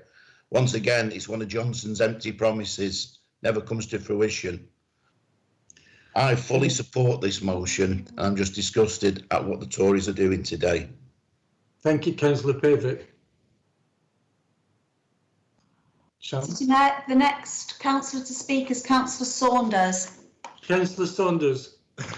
Thanks, Chair. I wasn't going to comment, but seeing what several councillors have said in the meeting and indeed in the chat, which, by the way, I thought was not supposed to be used for commenting, I'd just like to clarify I'm assuming that I'm one of the councillors that Councillor August is referring to, that she hoped would vote against the Conservative position. Let me just say, I don't need to explain to anyone, as people like Councillor Fletcher, I'm sure would, and Councillor Merry would agree, I don't need to explain to anyone how I've been involved over the years in interfaith, multi-faith, etc., and have taken part in many events in mosques itself, lectured in mosques. I would be the first person to want to have a proper definition of Islamophobia that's acceptable to the government and acceptable to the security forces. It's not Boris Johnson who decided this definition is problematic. It was the security forces. I take Councillor Merry's comments as a compliment that he thinks our 8 members of the Conservative group, with or without a researcher, can come up with a definition that's acceptable to the security forces, which so far has evaded the government. But let me make it very clear, we are voting against not because we are racist, as has been very unfortunately levelled against us, that accusation, not because we are pro-Islamophobia. We want to have a definition, a working definition, the same way that there is on anti-Semitism, and I'm very grateful that the council passed that. And I would love nothing more than to have a definition that is acceptable to the government and the security forces. And I would actually urge, you talk of an amendment, we've not put down a formal amendment, but you can take this as a, sort of a verbal thing from me. I would urge everybody in the Muslim community and in the government, and by the way, it's a bit unfair to say we've not done anything. There has been a little bit of a problem, a little local difficulty called the coronavirus, which has sort of put a lot of things on hold. But I would urge everybody in the Muslim community and in the government and in the security forces to work towards finding a definition that really is acceptable to everybody, and then believe me, we will vote for it. Thank you. Thank you, Councillor Saunders. It's now Councillor Karen Garrido who wishes to speak, City Mayor. Councillor Karen Garrido. Thank you, Mr. Mayor. I just wanted to, Councillor Saunders has said most of what I was going to say. We definitely do need to find a definition that is supported by everybody. If the security are saying one thing, and they are obviously very worried about it, then I think I need to take that into consideration. But can I also say that no one benefits from polarization or nobody does that. We don't benefit if we're polarizing everybody. We all need to live. We live on one world. We've got one life, and I think we need to be fair and able to deal with everybody. I'm not going to say that, we're all totally against racism because some people aren't. But I do know on this council that every councillor does their best to actually abide by and try to carry out. Some people fall by the wayside. Some people make comments that they shouldn't do on Twitter and for things like that. But I think in our hearts, we're all totally and utterly against racism. And that's not plain platitudes. It's just that we are. That's what we are. We are people who don't believe in racism.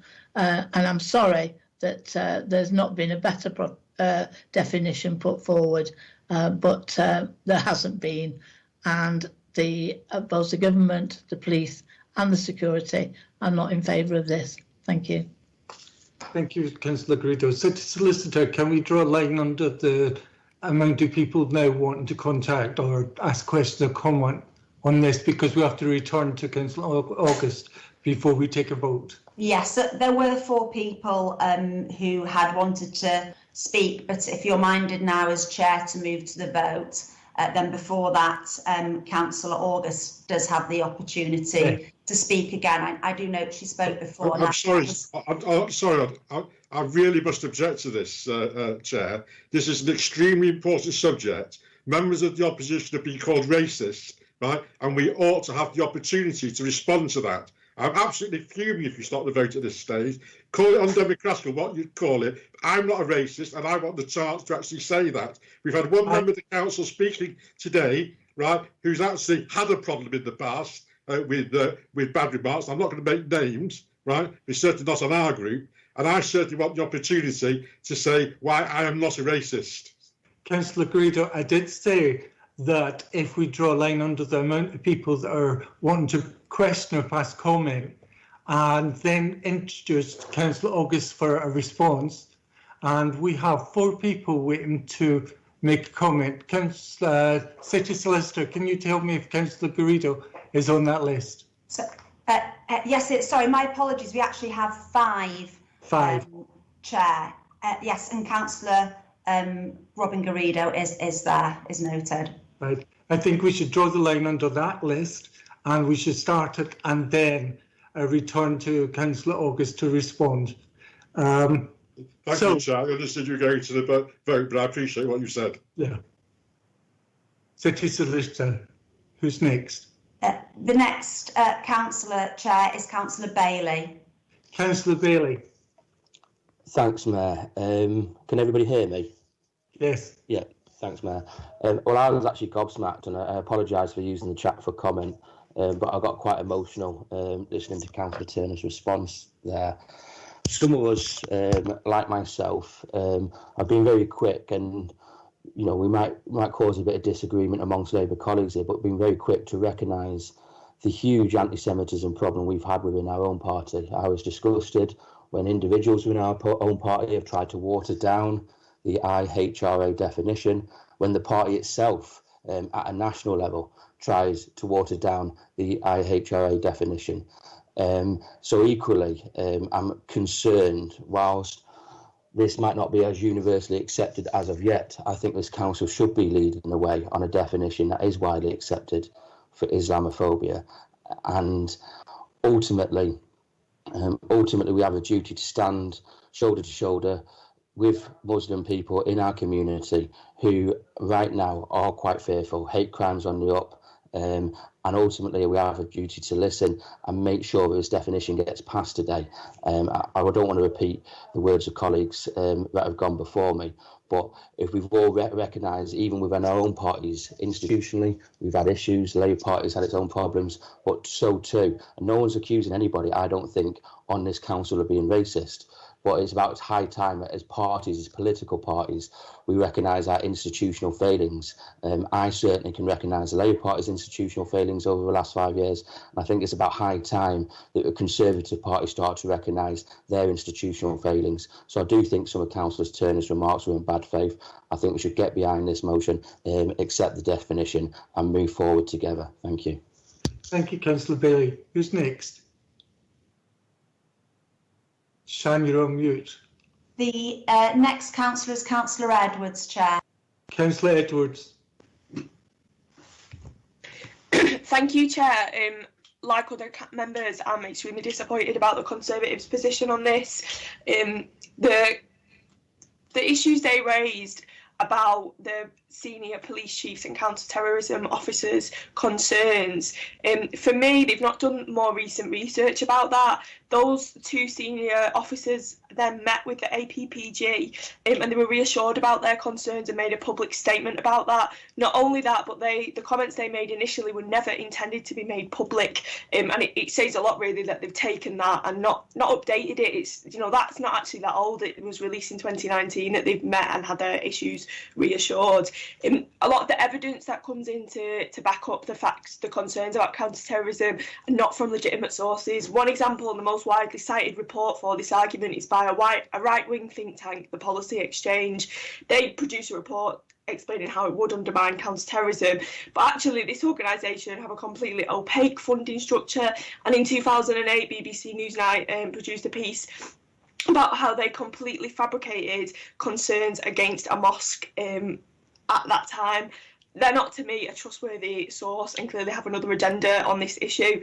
And finally, when we're talking about counter-terrorism, it's a policy issue and there's a wealth of academic research to talk about the shortcomings of counter-terrorism itself. So I think it's important that we don't conflate the racist and racial experiences that people in Salford experience both within the communities but systemically from our institutions, and also remember that counter-terrorism isn't a perfect example of policy and there are failings, and perhaps the initial reluctance to accept a definition about Islamophobia really taps into those shortcomings. Thank you. Thank you, Councillor Edwards. Chair, it's now the opportunity for Councillor Robina Garrido to speak. Councillor Garrido. Yeah, thank you, Chair. The first I really want to say, in fact, is that we do have a problem in this council, in so much as we very rarely get together to try and get a consensus, right? We see, when we talk about polarisation, it seems to me that the Labour Party polarise around what they want to do. And I suppose to some degree one has to say the Conservative Party polarise against what they want to do. The problem is that if on a motion such as this, the two sides could have got together, right, and could have actually devised a motion that was acceptable to everybody, and that wouldn't have been too difficult, right? Instead of just picking up a motion off the counter. I mean, this is a motion that's been floating around the country all over the place, right? If we'd have just had the opportunity to sit down, or for one member on our side with one member of your side, to actually sit down and talk about the issues and talk about how we could actually frame a motion that we could all support, we wouldn't be having this argument now, which I think is, I really do find very distasteful, right?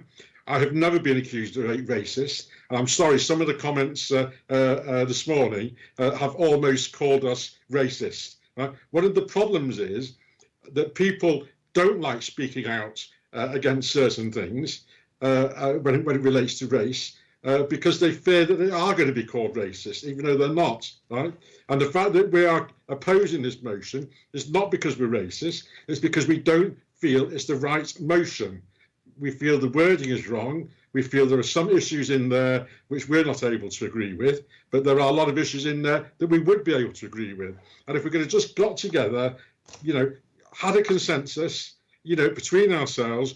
It's happened very, very occasionally in the past. We've had one or two motions over the years where, we've got together, we've had a consensus, we've had somebody move from Labour, somebody second from Conservative. On a motion, on a subject as important as this motion deals with, this would have been the ideal opportunity, Chair, to actually get together, get a consensus and get a motion that we could all. An amendment is not going to do any good.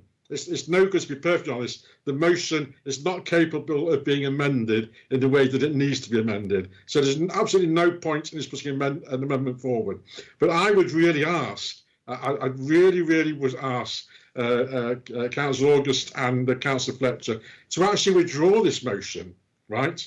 Let us sit down together as sensible adults and talk about the sort of motion that we can all agree on, and a way forward where we can stop racism in this country, where we can get everybody to live together in harmony, where we accept that everybody has an equal right and should have an equal opportunity for whatever they want to do.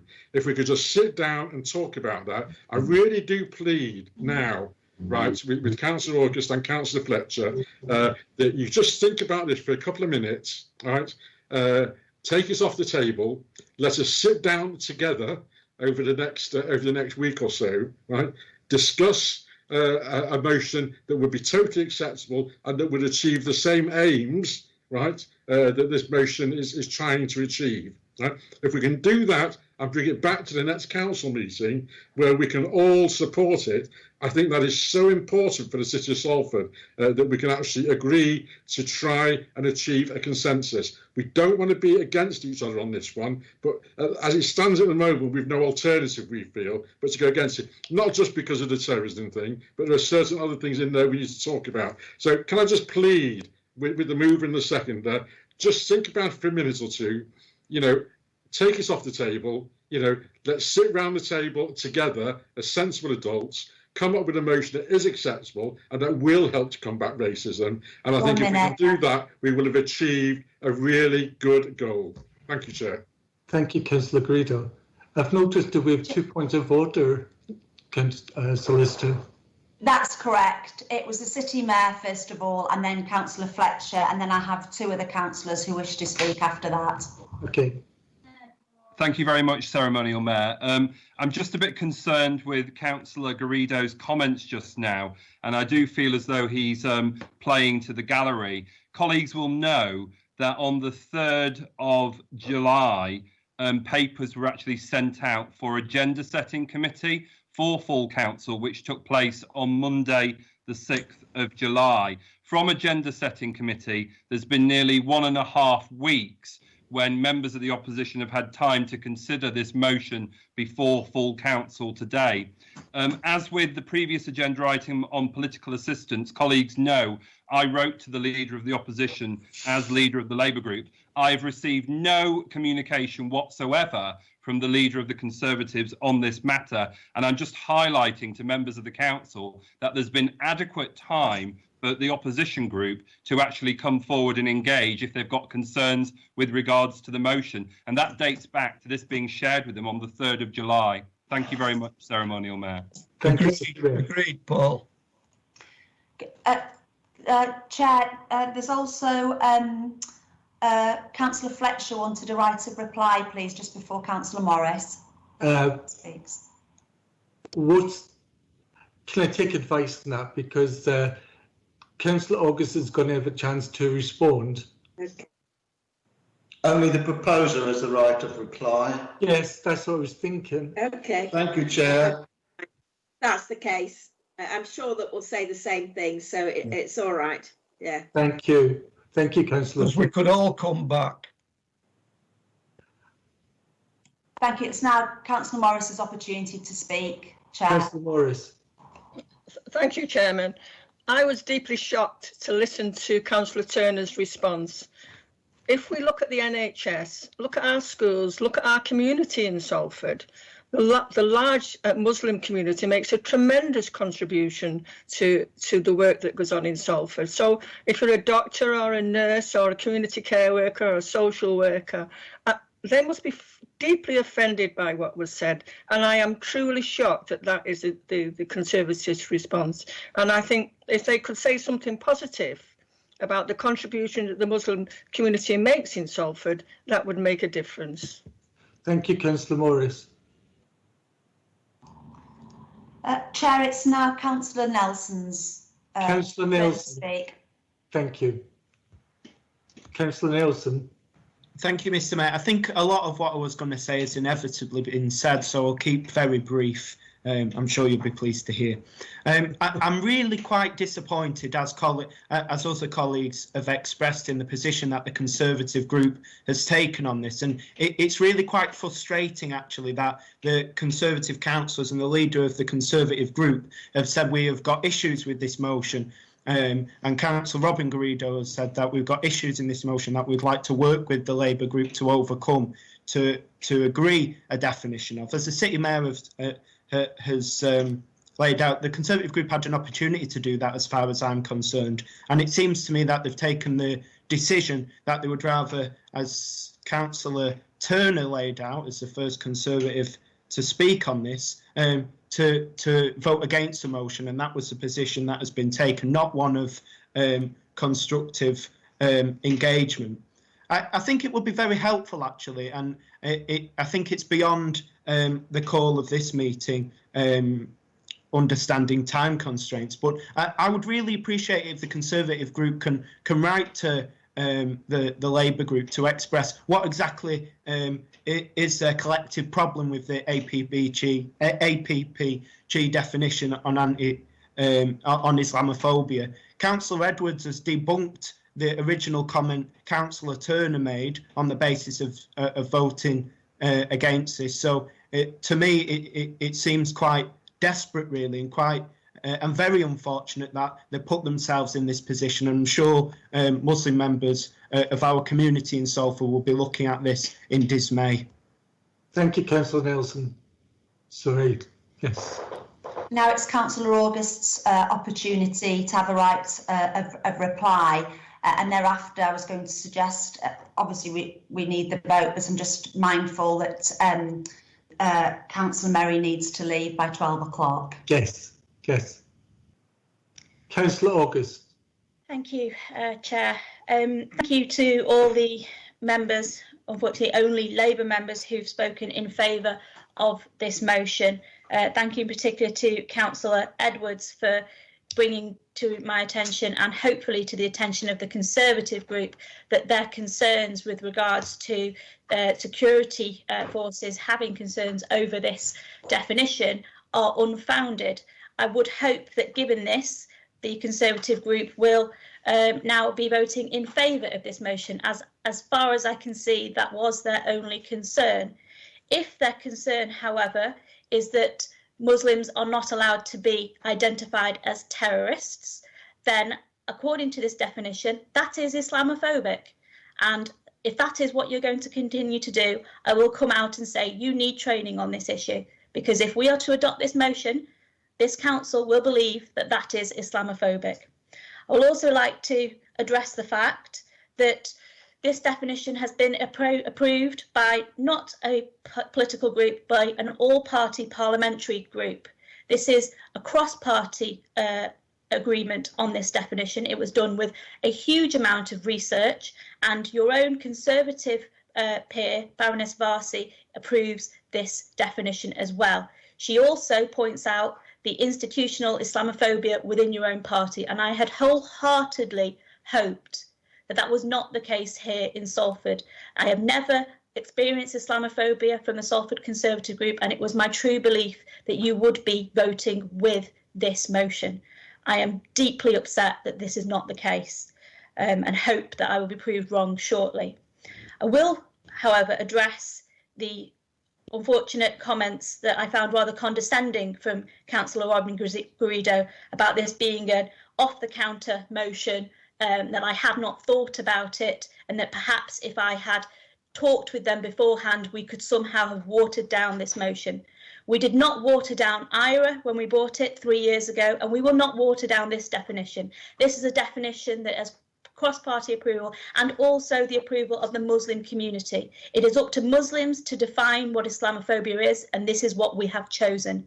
I am deeply concerned that you choose not to listen to the community and a good representative of our peers. Thank you. Thank you, Councillor August. I'd like now to move to the vote, and I'd ask the City Solicitor if you take a roll call for a name vote on the issue and let members indicate whether they're supportive or not supportive of the motion. City Solicitor. Thank you, Chair. City Mayor Paul Dennett. Supportive of the motion. Councillor Antrobus. For. You can Councillor abstain. August. For. Councillor Bailey. Well, I don't think we're going to be united on this, do you? Councillor Bailey. No, we're not speaking again. They're taking a vote now. For. Councillor Barnes. 1 sec. Apologies. Sorry, apologies. Councillor Bellamy. For. Councillor Bentham. For the motion. Councillor Boschall.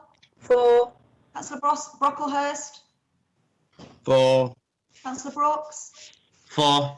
Councillor Birch. For. Councillor Kamel. Fully support this motion. Councillor Clark. I know Councillor Clark was having some problems with his microphone. Councillor Cohen. Councillor Cohen. Councillor Collinson. Against for the reasons that have been given by my group. Councillor Critchley. For. Councillor Dawson. For. Councillor Dickman. For. Councillor Edwards. For. Councillor Fletcher. Very much for. Councillor Karen Garrido. Against the motion. Councillor Robin Garrido. Against the motion, but in favour of consensus in the future. Councillor Goulden. Councillor Goulden. Councillor Hamilton. For. Councillor Hesling. Councillor Hines. For. Councillor Humphreys. Apologies given because of IT. Councillor Jolly. For. Councillor Jones. Roger Jones. For. Councillor Kelly. For. Councillor King. Apologies given because of IT. Thank you. Councillor Lancaster. Councillor Lancaster. He's got trouble with his IT actually, Shan. Oh, okay, thank you. Councillor Leitner. Against the motion and against any form of racism.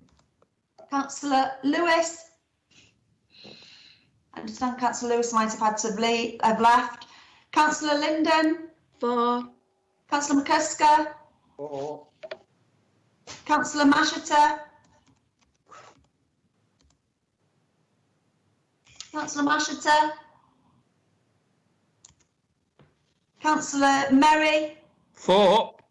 Councillor Morris. For. Councillor Mullen.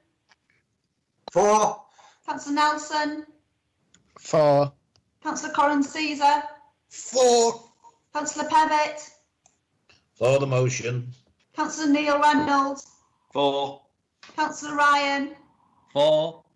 Councillor Saunders. Reluctantly against for all the reasons I've mentioned, but definitely not against sorting something out as per Completely our out of policy. order to talk during a. Councillor Sharp. Quite simply, for. Councillor Turner. Against. Councillor Wade. Councillor Wade. Councillor Walker. For. For. Councillor Joan Walsh. For. Councillor John Walsh.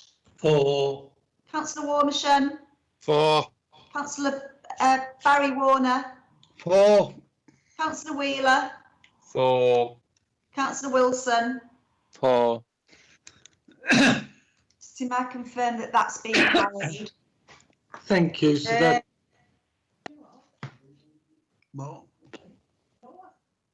were you saying something, City Solicitor? No. Wonderful. So the vote's been carried. The motion has been It's accepted. been carried. Wonderful. I'd like at this stage, if we can, just keep the second motion till after Councillor Merry has had an opportunity to answer any questions, because he's going to have to leave the meeting by 12 o'clock.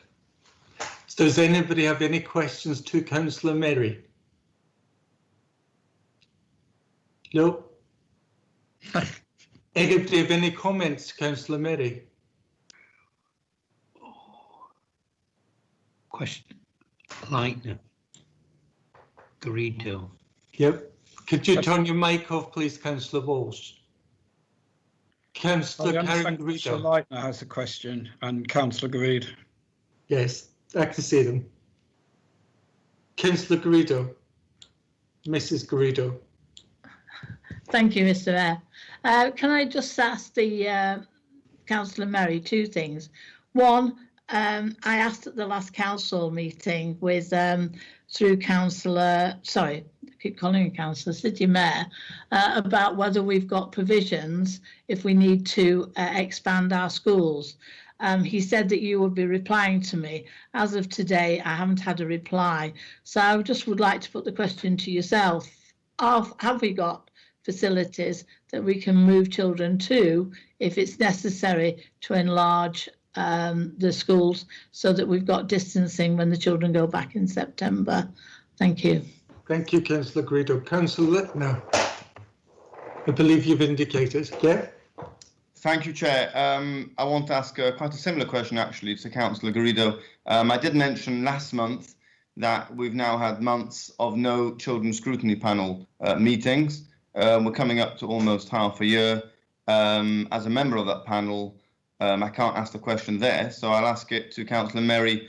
Will all schools in Salford be ready to reopen for all children in September, as per the guidelines which have been available on the government's website now for some time. Thank you. Thank you, Councillor Littner. Nobody else has indicated that they want to ask a question or make a comment. So over to you, Councillor Merry. Apologies to Councillor Garrido. I thought that this had been preempted by the government statement that they're not in favour of schools using public buildings outside of schools, and I thought that that was widely reported in the media, and that I dealt with it. I'm happy to write to her formally to confirm that, but that is the advice we're getting from the department. And given that Councillor Leitner is urging us to always adopt government guidelines, I would have thought that he'd be wanting us to adopt that particular guideline. I can't answer for children's scrutiny. That's a matter for the chair of the scrutiny committee. All I can state is that if that committee summons me to appear, I'm happy to appear before it and to deal with questions, but I will deal with your question directly. We are asking schools to prepare for September. We're asking head teachers to do their assessments to work out whether it is appropriate and on what basis to admit children. I'm telling you, and I'm telling the entire council, our criteria is quite simple. Will our children be safe?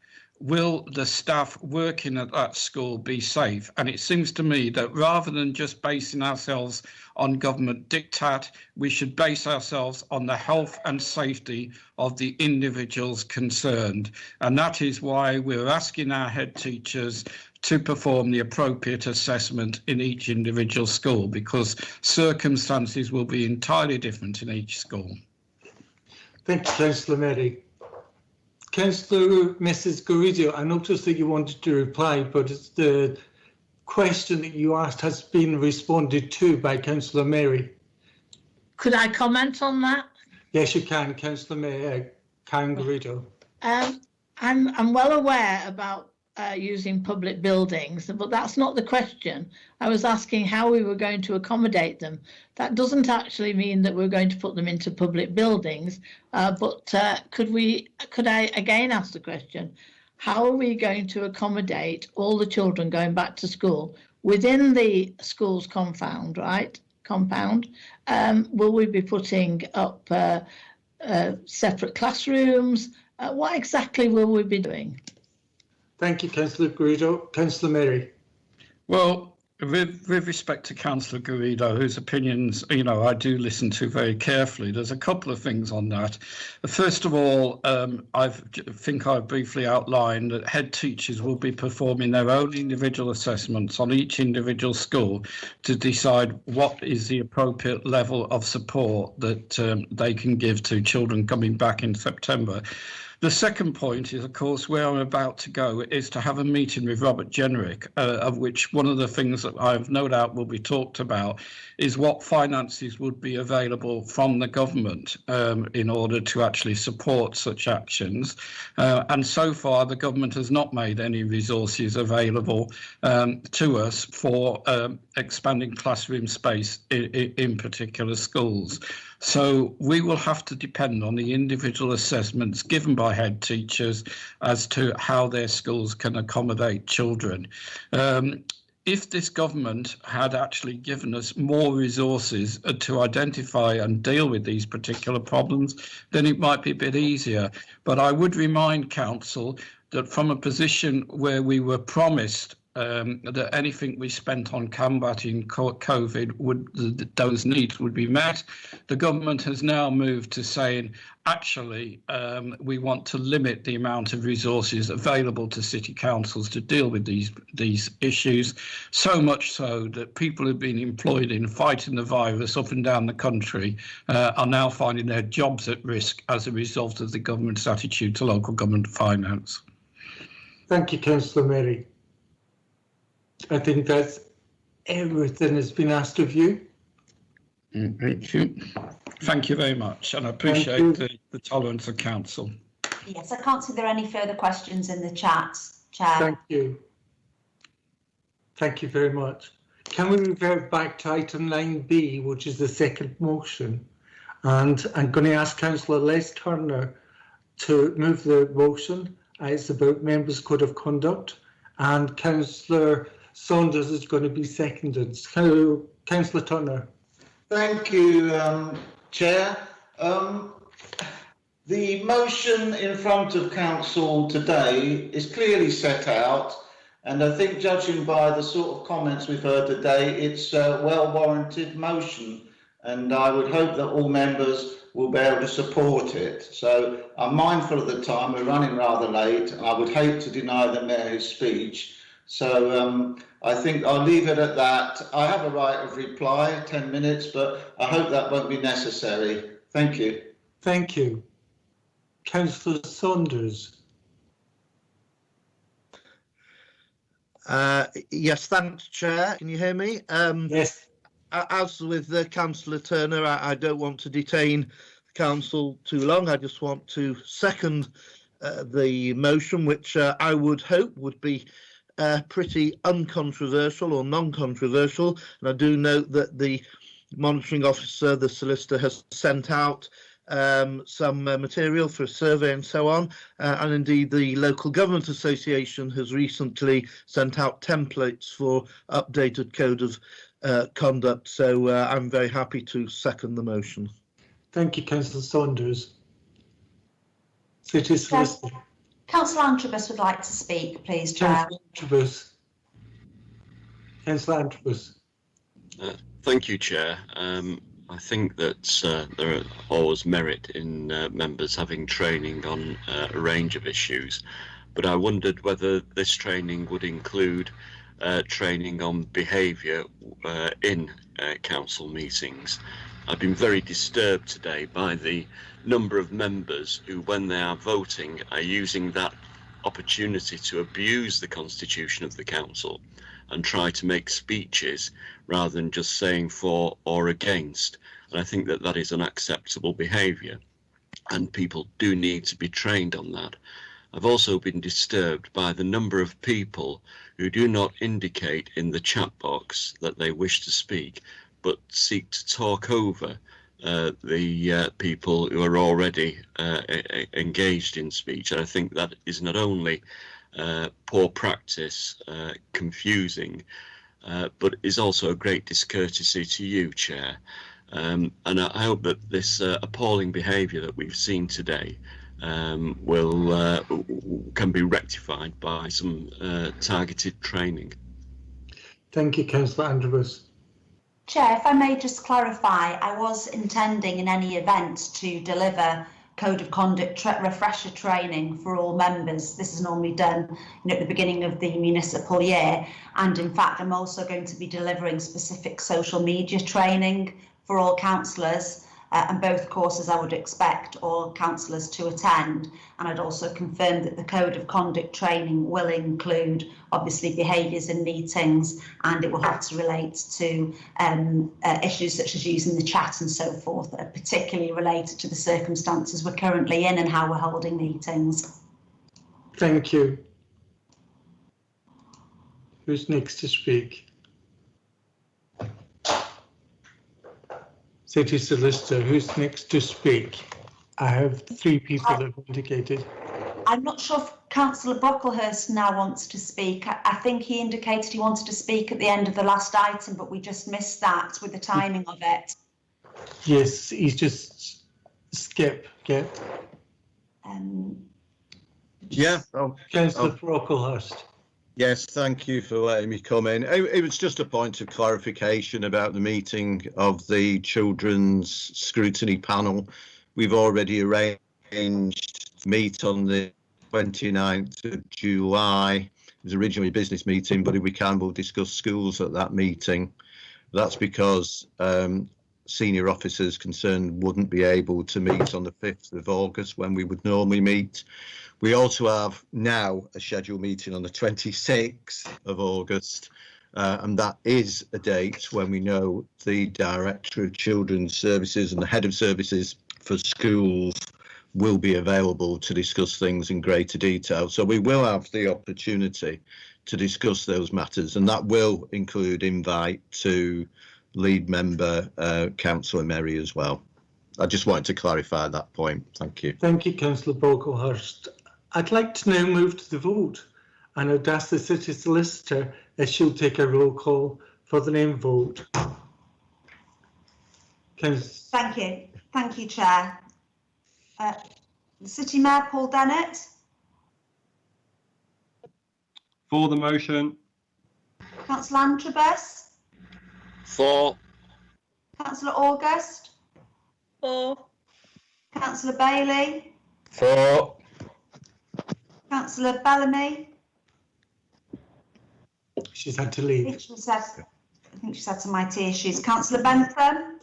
For. Councillor Boschall. For. Councillor Brocklehurst. For. Councillor Brooks. Councillor Brooks. For. Councillor Birch. For. Councillor Kamal. Oh, Dad. For. Thank you. Councillor Clark. I've noticed he's been having some problems with his microphone, but Councillor Clark. Councillor Cohen. Councillor Cohen. Councillor Collinson. For. Councillor Critchley. For. Councillor Dawson. For. Councillor Dickman. For. Councillor Edwards. For. Councillor Fletcher. For. Councillor Karen Garrido. For. Councillor Robin Garrido. For. Councillor Goulden. Councillor Goulden. For. Councillor Hamilton. For. Councillor Hesling. For. Councillor Hines. For. Councillor Humphreys. I think Councillor Humphreys is having some IT issues, but I'll call him again. Councillor Humphreys. Councillor Jolly. For. Councillor Roger Jones. For. Councillor Kelly. For. Councillor King. IT problems. Yes, thank you. I think Councillor Lancaster was also having IT problems, but I'll call him just in case. Councillor Lancaster. For. Councillor Leitner. For. Councillor Lewis. I think Councillor Lewis had to leave. Councillor Linden. For. Councillor McCusker. For. Councillor Masheter. Councillor Masheter. Councillor Merry. Councillor Morris. For. Councillor Mullen. Councillor Mullen. For. Councillor Nelson. For. Councillor Corin Caesar. For. Councillor Pevitt. For. Councillor Reynolds. Sorry, Councillor Neil Reynolds. For. Councillor Ryan. For. Councillor Saunders. Councillor Saunders.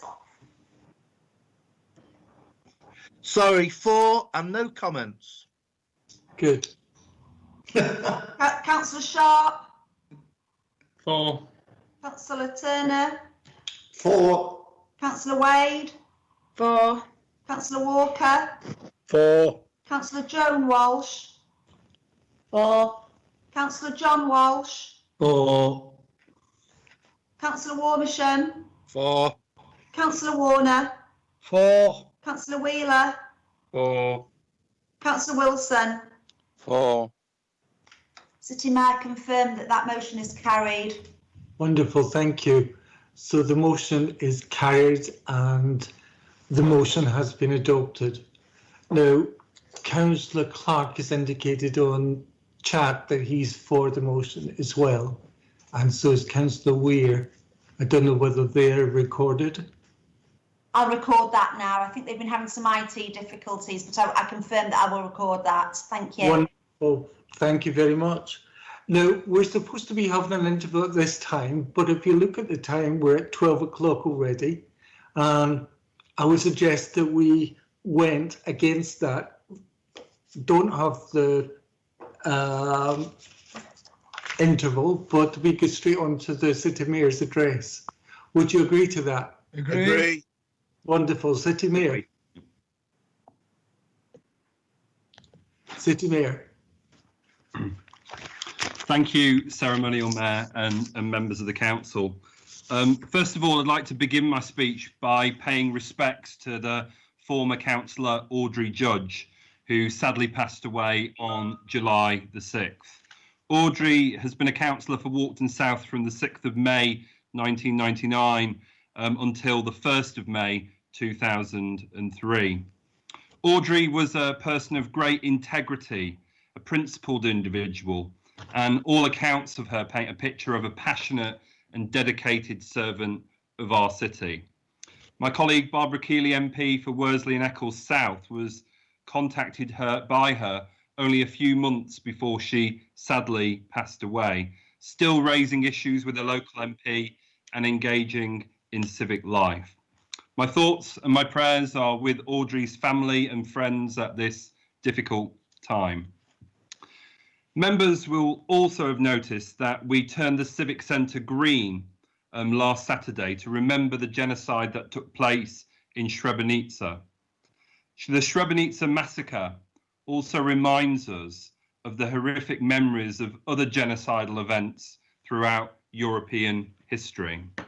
In 1995, thousands of men and young boys were systematically murdered and buried in mass graves, with predominantly Muslim victims persecuted on the basis of their beliefs and their ethnicity.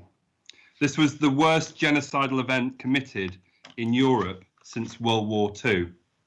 Srebrenica reminds us all that the battle against intolerance is ever present, and we, as a city council and as elected representatives in the city of Salford, must continue the fight in present day.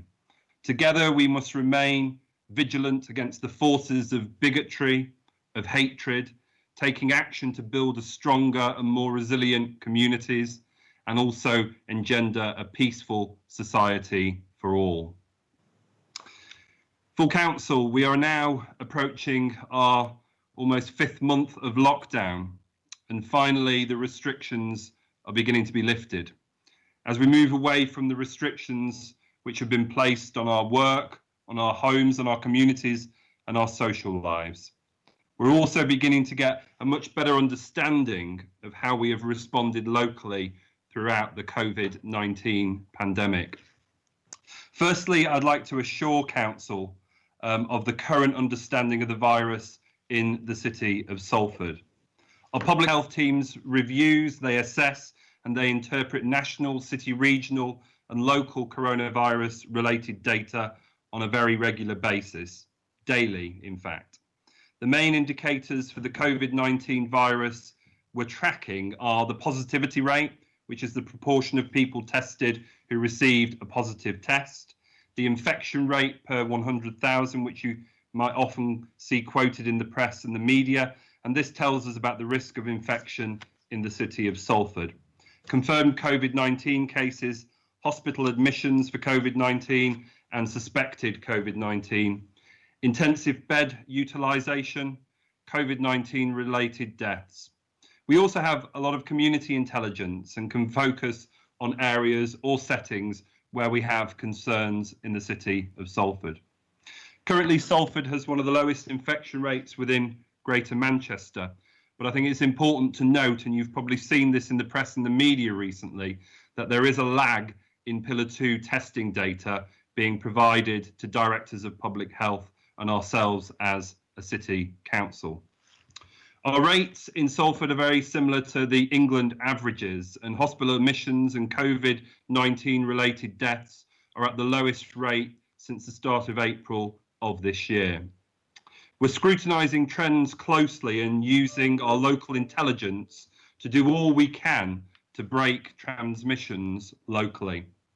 And as colleagues will be aware, potential outbreaks can spread very quickly if not contained and acted on as quick as possible. The global COVID-19 pandemic is still very much with us. Currently, we have no vaccine as we fast approach the autumn and winter months of the year. And we also still know very little about immunity. It's therefore imperative that we, as elected representatives in the City of Salford, continue to follow the government guidance around social distancing, continuing to work from home where possible. And I think the fact that we're doing full council here through technology and through Teams is a good example of that. Wearing face coverings on public transports, and as you will have seen recently, in shops from the 24th of this month, and also regularly washing our hands. Please, I ask you to continue to reinforce these important messages and advice and guidance across your wards, in your communities, and also on your social networks.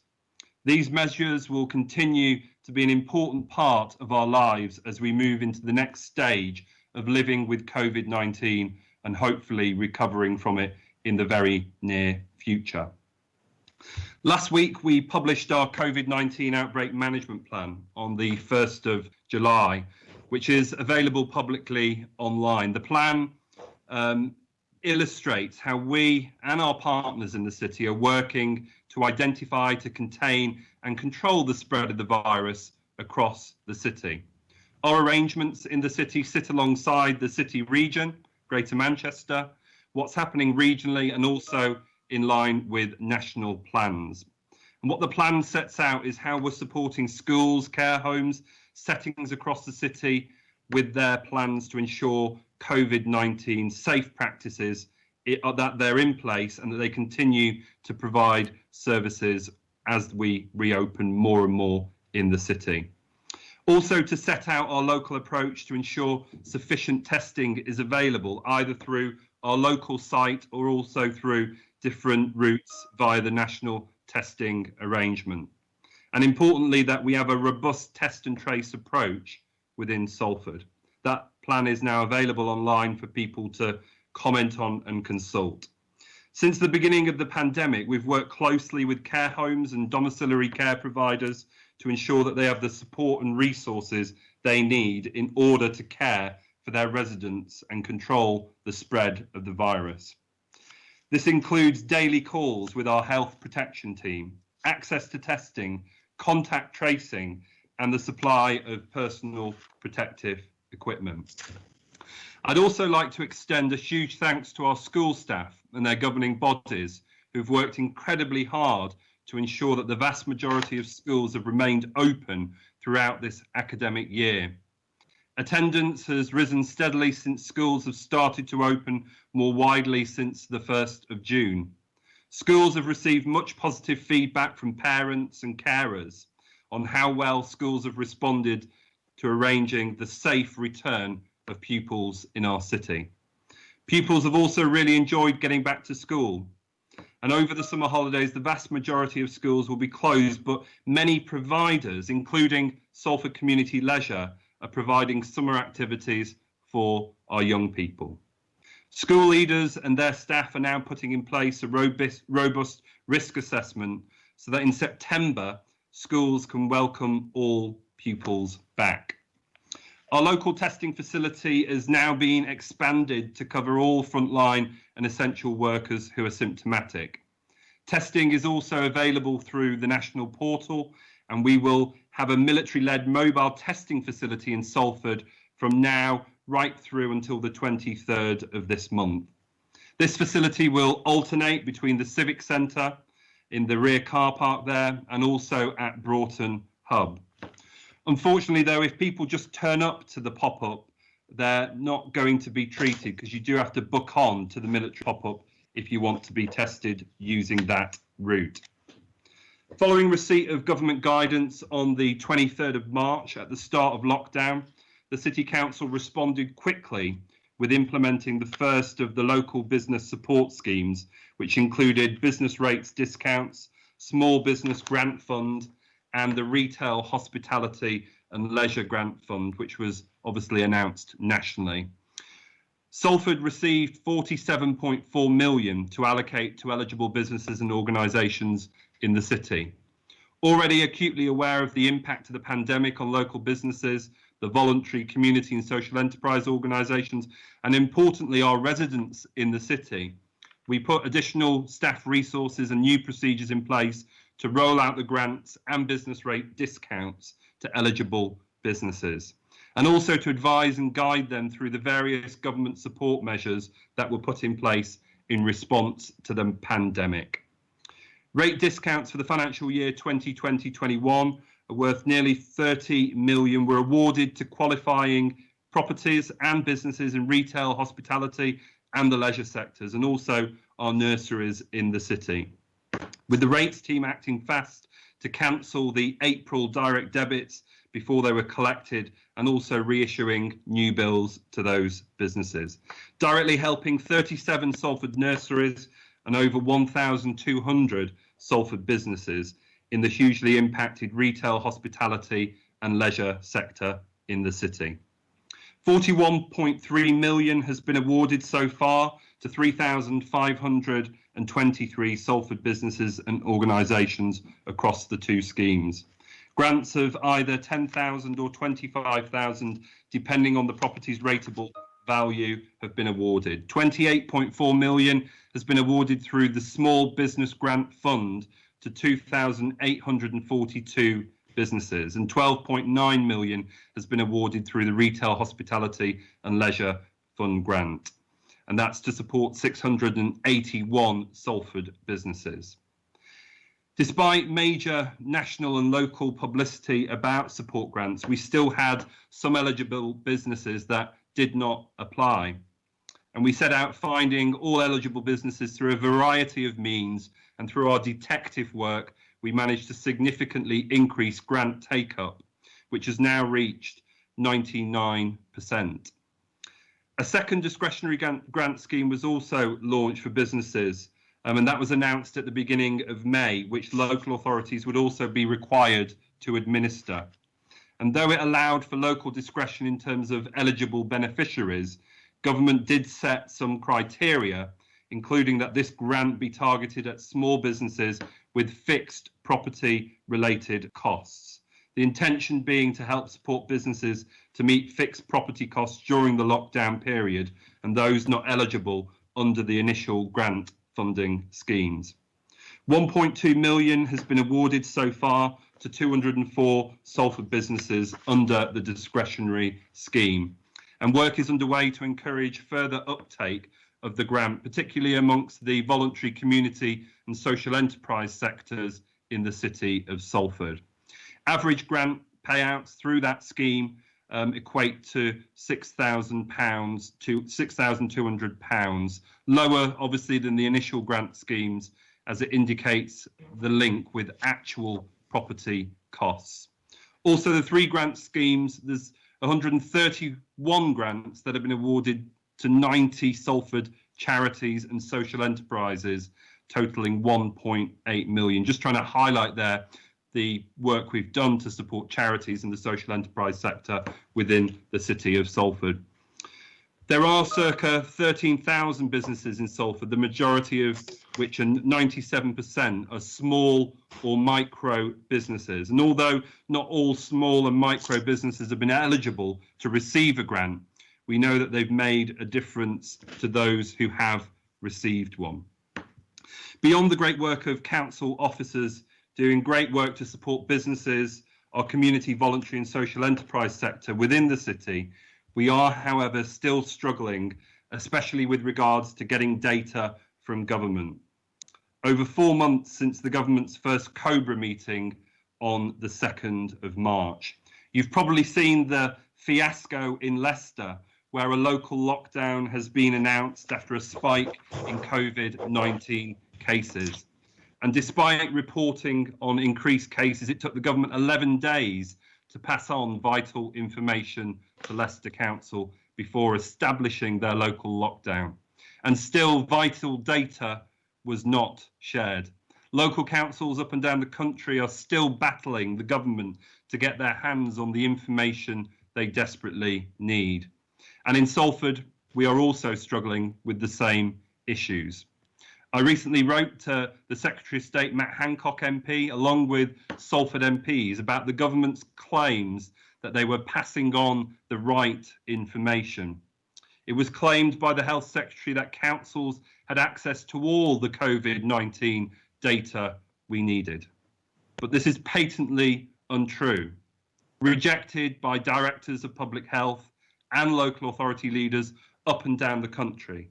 And since March this year, when COVID was formally introduced as a notifiable disease, there has been a legal requirement under the Health Protection Notifications Regulations 2010 for all labs and clinicians to report all coronavirus cases to Public Health England, alongside the duty to inform the proper officer being our Director of Public Health. City Mayor, I have to interject here. We have 10 minutes left before we're at 12:30, and I'm aware there's quite a few people wanting to ask questions. Before we can agree to do that, I need somebody from the council to move addition to standing orders for continuing after 3 hours of a meeting. So can I have somebody to move that? I'll move it. Councillor Second. Fletcher. I'll second it on the basis of it, that is 15 minutes, Chair. And who's that? Councillor Nelson. Thank you. City Mayor, back over to you. Thank you, Ceremonial Mayor. I'm sure you'll appreciate that there's obviously a public interest in the update, so I really appreciate giving additional time to allow me to get through my address to full council.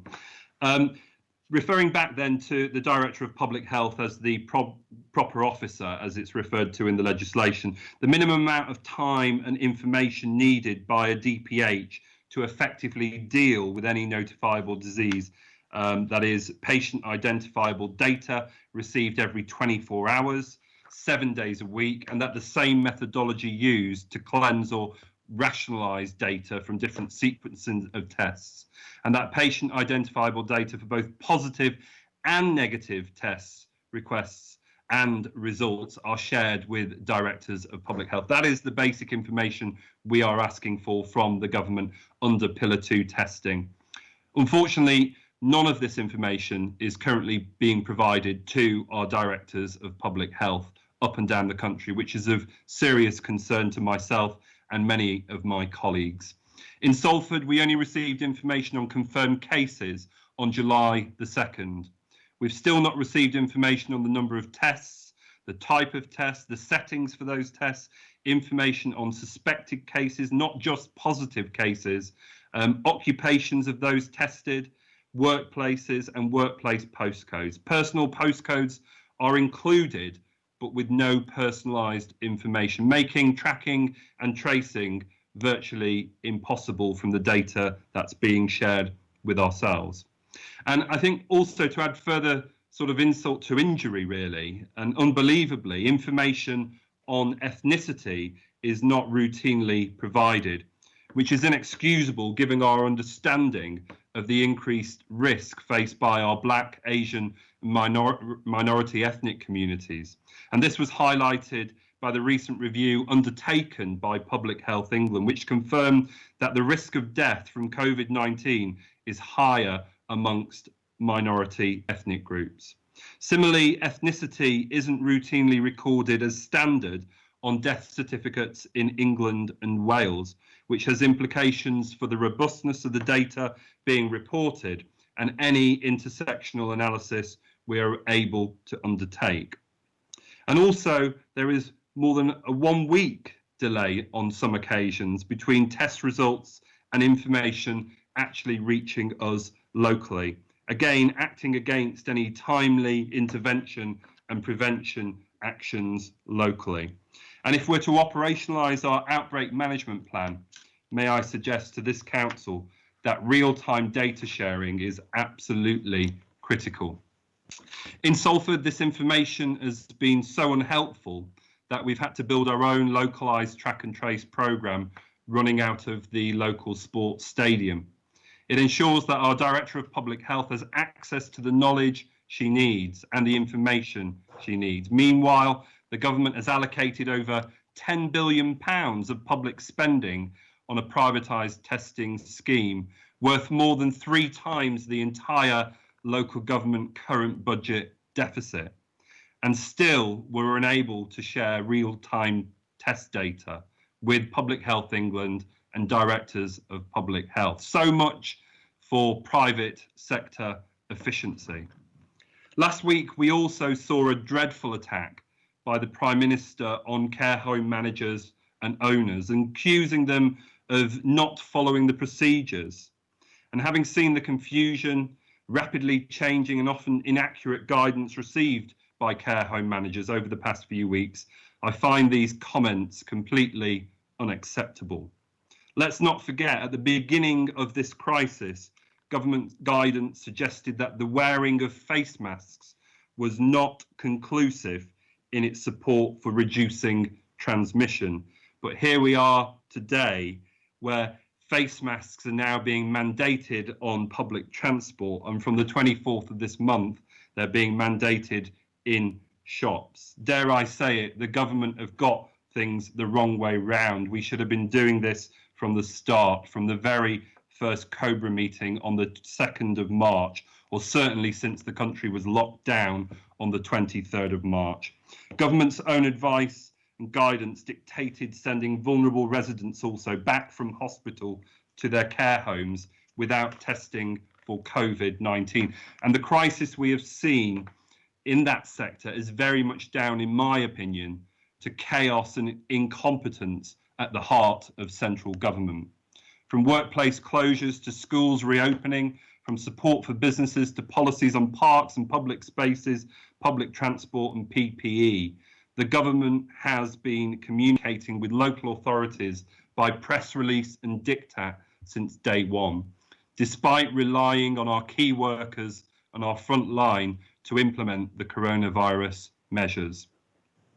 We've also seen in conversation with the government regarding our kind of cultural and arts sector. And as many of you will be aware, the theatre and art institutions in the city have been struggling throughout lockdown as doors are closed and events have been cancelled. And early this month, I lobbied on behalf of the Lowry and other arts and cultural institutions in the city of Salford to secure funding for Salford's amazing artistic sector. As we know, opening 20 years ago in April 2000, the Lowry is the cultural cornerstone of Media City UK regeneration project and the most visited cultural institution in the whole of the Northwest. With over 850,000 visitors a year, the Lowry generates more than 30 million GVA for the local economy, employs 250 people and further supports a further 500 in its supply chain. And in addition to that, the Lowry also receives just 5.5% of its annual budget from statutory public funding, significantly below the arts industry. And Lowry and others who are in the main self-financing have worked hard to increase income from non-government sources, but are more vulnerable, unfortunately, given the current crisis we are facing.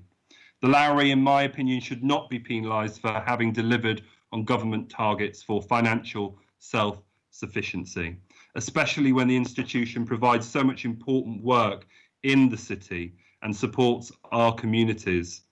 We welcome the government's announcement for £1.57 billion to support the arts and cultural and heritage sector, and we also look forward to understanding how this funding will benefit Salford arts, cultural and heritage organisations in the very near future. In the interest of time, I think I'll move forward with the speech and probably come to my concluding comments, because I do want to give colleagues the opportunity to ask questions. And what I'll probably do is circulate my full speech to all members of the council, ceremonial mayor. But at last, I'd just like to finish really by paying tribute to Chris Finlay, who recently retired from public service at the City Council. Chris worked as an assistant director for planning and housing in Salford for over 26 years, and in which time he'd earned a reputation as a font of knowledge and expertise on planning. Chris was a man of great integrity and a huge asset to our city and also Greater Manchester, and I'm sure we'll all truly miss Chris. I know we would all want to wish Chris and his family all the very best for the future. I would also like to formally welcome James Shuttleworth as the head of planning, and I sincerely look forward to working with him in that role. Thank you, Ceremonial Mayor. Happy to take questions. Thank you, City Mayor. Any questions, any comments? There's nothing in the chat, City Mayor. Sorry, Ceremonial Mayor. Thank you. I got promoted. I've just put one on. Councillor Robin. My apologies, I just missed that one there. Sorry, it's there's one from Councillor Robin Garrido and then Karen Garrido. Councillor Robin Garrido. Okay, thank you, Chair. The first 10 minutes, I thought we'd got a slightly changed City Mayor. Gave a very good report. Talked about how well everything was going, talked about how much money the government were giving for grants to businesses, etc., etc. And in fact, 10 minutes, I thought, you're doing very well here, Paul, smashing. And then 12 minutes came, it changed. We've then had the last 12 minutes diatribe attacking the government. Now, to be perfectly honest, Chair, right, we have better things to do in this COVID-19 pandemic than our City Mayor spending 12 minutes attacking the government because they didn't let them have some particular data at a particular point in time. Right? Now, whether or not that is correct, I don't know, but it certainly didn't deserve a 2.5-page letter, right, signed by Paul Dennett, Barbara Keeley, Rebecca Long-Bailey and Graham Stringer, attacking the government at the time when really everybody, regardless of party, should be supporting the government. Nobody knew this pandemic was going to come along, right? We had very little notice of it. We've not had one in living memory. So things have had to be made up pretty quickly. And it's not surprising if things are not actually perfect, right? But I think, to be perfectly honest, to get the country through in the way that the government has, with the support of the local authorities, because I give them due praise as well, including Salford, I think we've done a remarkable job, right? So let's have less of this attack of the government. Let's have more about congratulating the government and the Chancellor on the billions of pounds, over £100 billion, which has been given to actually make sure that people get a wage, to get a salary whilst they can't work, right? Money that's now being ploughed in to try and get them back to work. These are positive stories, right? Unfortunately, a lot of people have died, and I regret that. I have people I know that's happened to, right? But, you know, this has happened all over the world, unfortunately, and we can't turn the clock back on that. Right? What I would like to say is I'll go away from that now. I just really needed to say that. I'm just ashamed, actually, that the City Mayor can spend what must be his valuable time writing a 2.5-page letter signed by all the MPs attacking the government. Really ashamed of that. But anyway, what I would like to do, Chair, is really congratulate and thank Muna Abdelaziz, our Public Health Officer, for the huge amount of work that she and her team have done in Salford. I think they've done a tremendous job, right? They've worked with the figures they've got. I've read through her report. I don't see her complaining about anything. She's got on with the job and she's made a very good job of it with her team. And I think people in Salford have been very well served by our public health in the area. I just think that needs to go home. Equally, I think our care homes have done well. I do think, in fact, that you can't just put your head in a bucket and ignore the fact that some care homes in some parts of the country were not as prepared as perhaps they should have been. And I think those were the comments that were being made by the minister or by, I forget who it was, whether it was Boris Johnson or whatever. You know, some were not as prepared as they should have been, pandemic or not. And I think we have to learn by that. Let's not criticise too much. Let's say, okay, let's recognise the fact that they were not prepared, and let's make sure that in future, if any disaster hits us again, that we are better prepared. I think in terms of the ethnicity issue, I think the government clearly has spent a lot of time on this. A report has been produced, and actions are being brought out, as we speak, about how, in fact, we can try and get over the problems of people in ethnic communities, obviously being at greater risk. I think that is a real problem, and I'm quite confident that the government, having commissioned a report on this, are now working on finding solutions. And obviously, I hope we will support whatever they do on that.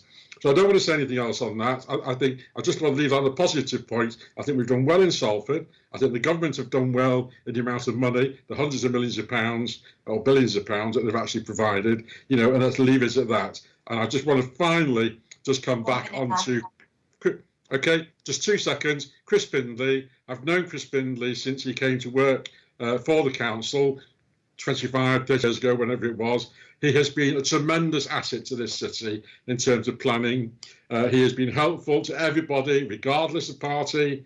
You wanted advice, it's always been there. If you wanted him to come down to speak to you, he's come down to speak to you. If you wanted him to attend public meetings, and certainly we had public meetings of 600, 700, 800 people in Worsley, when we were talking about the golf course and Broadoak, and he came down and spoke to them. I really just want to say, have a good retirement. We will miss you, and I'm sure whoever is taking over, they've got some shoes to step into.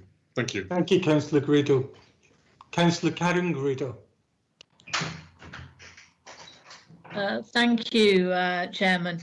I'd just like to say that, just on the joke side, right, I thought we'd got a clone when it started speaking, the city mayor. I didn't recognise the dulcet tones and the way that he was putting it over. But can I say that I do actually welcome everything that he said. And I'm glad that we're going to get the paperwork, because I was unable to write all the figures down while he was talking. So that would be very, very helpful. But can I also thank him and his staff for all the hard work that they've done? Can I actually thank all our people within Salford, all the people who have abided by the rules and regulations that have been set down?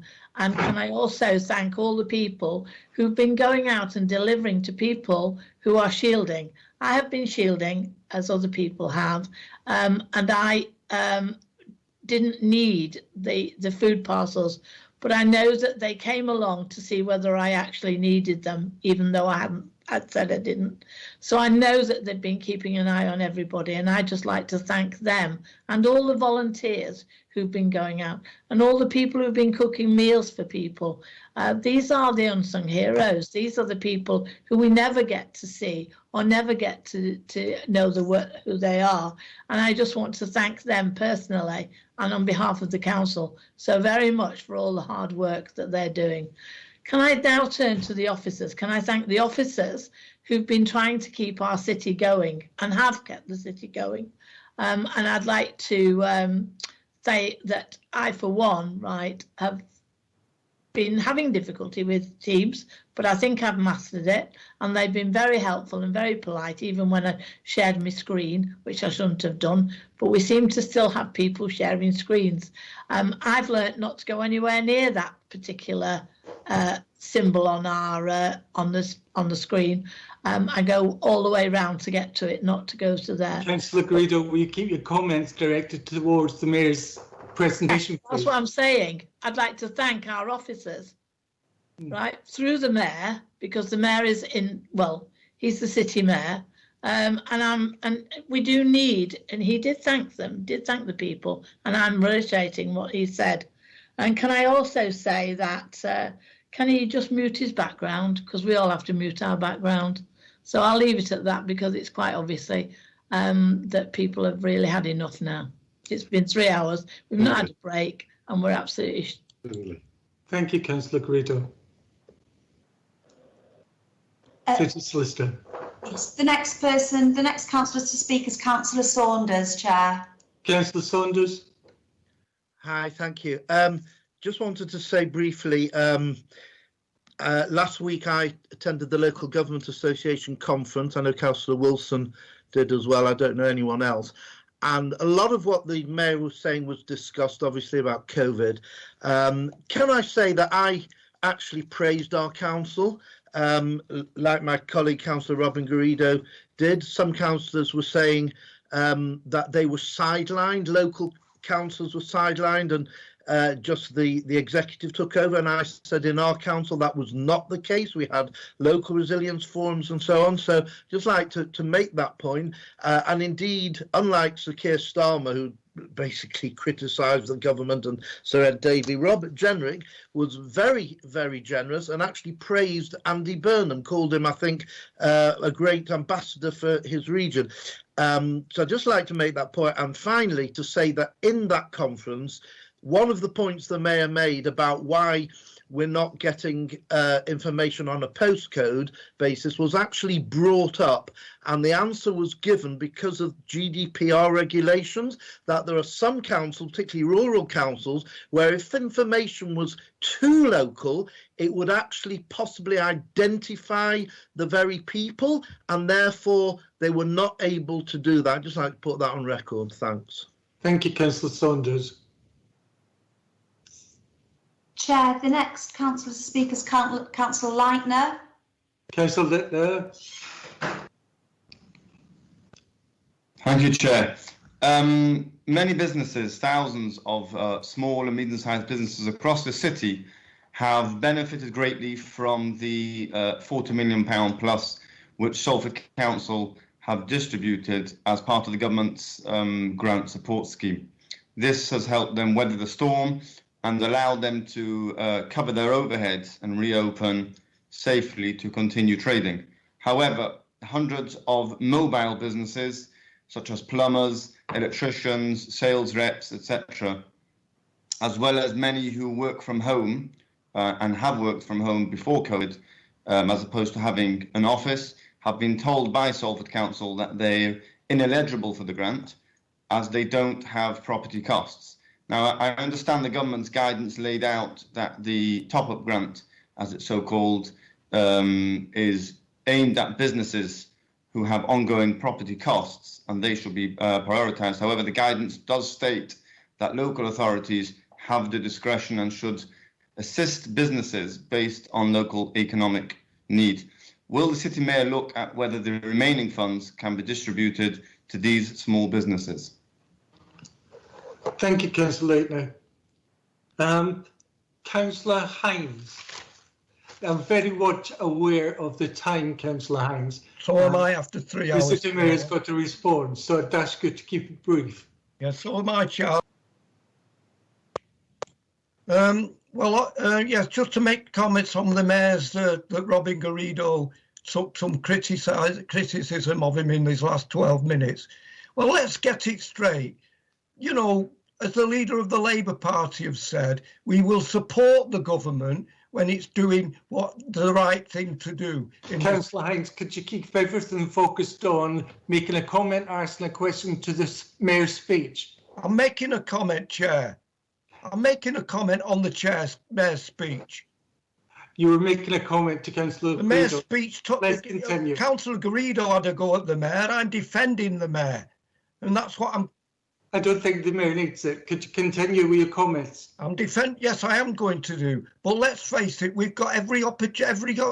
We need to criticise the government when need criticising, and that's what the Mayor did, and that's what I will do. Let's face it, the monies that we welcomed over the last 4 months that supported businesses, supported the furlough scheme, we will all support that. But the government at the time, if it hadn't have done that, there would have been a real crisis. The real important thing to look at is what we're going to do in the future.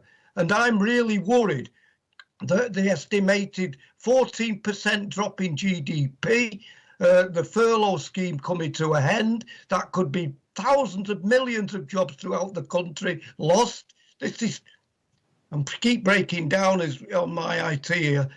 This is really important, and therefore we need to not praise the government. Yes, say we welcome the monies they're doing, but more importantly, what are they going to do in the future in an economy that's crashing? Thank you. Thank you. Councillor Pavett, I can see you wanted to come in.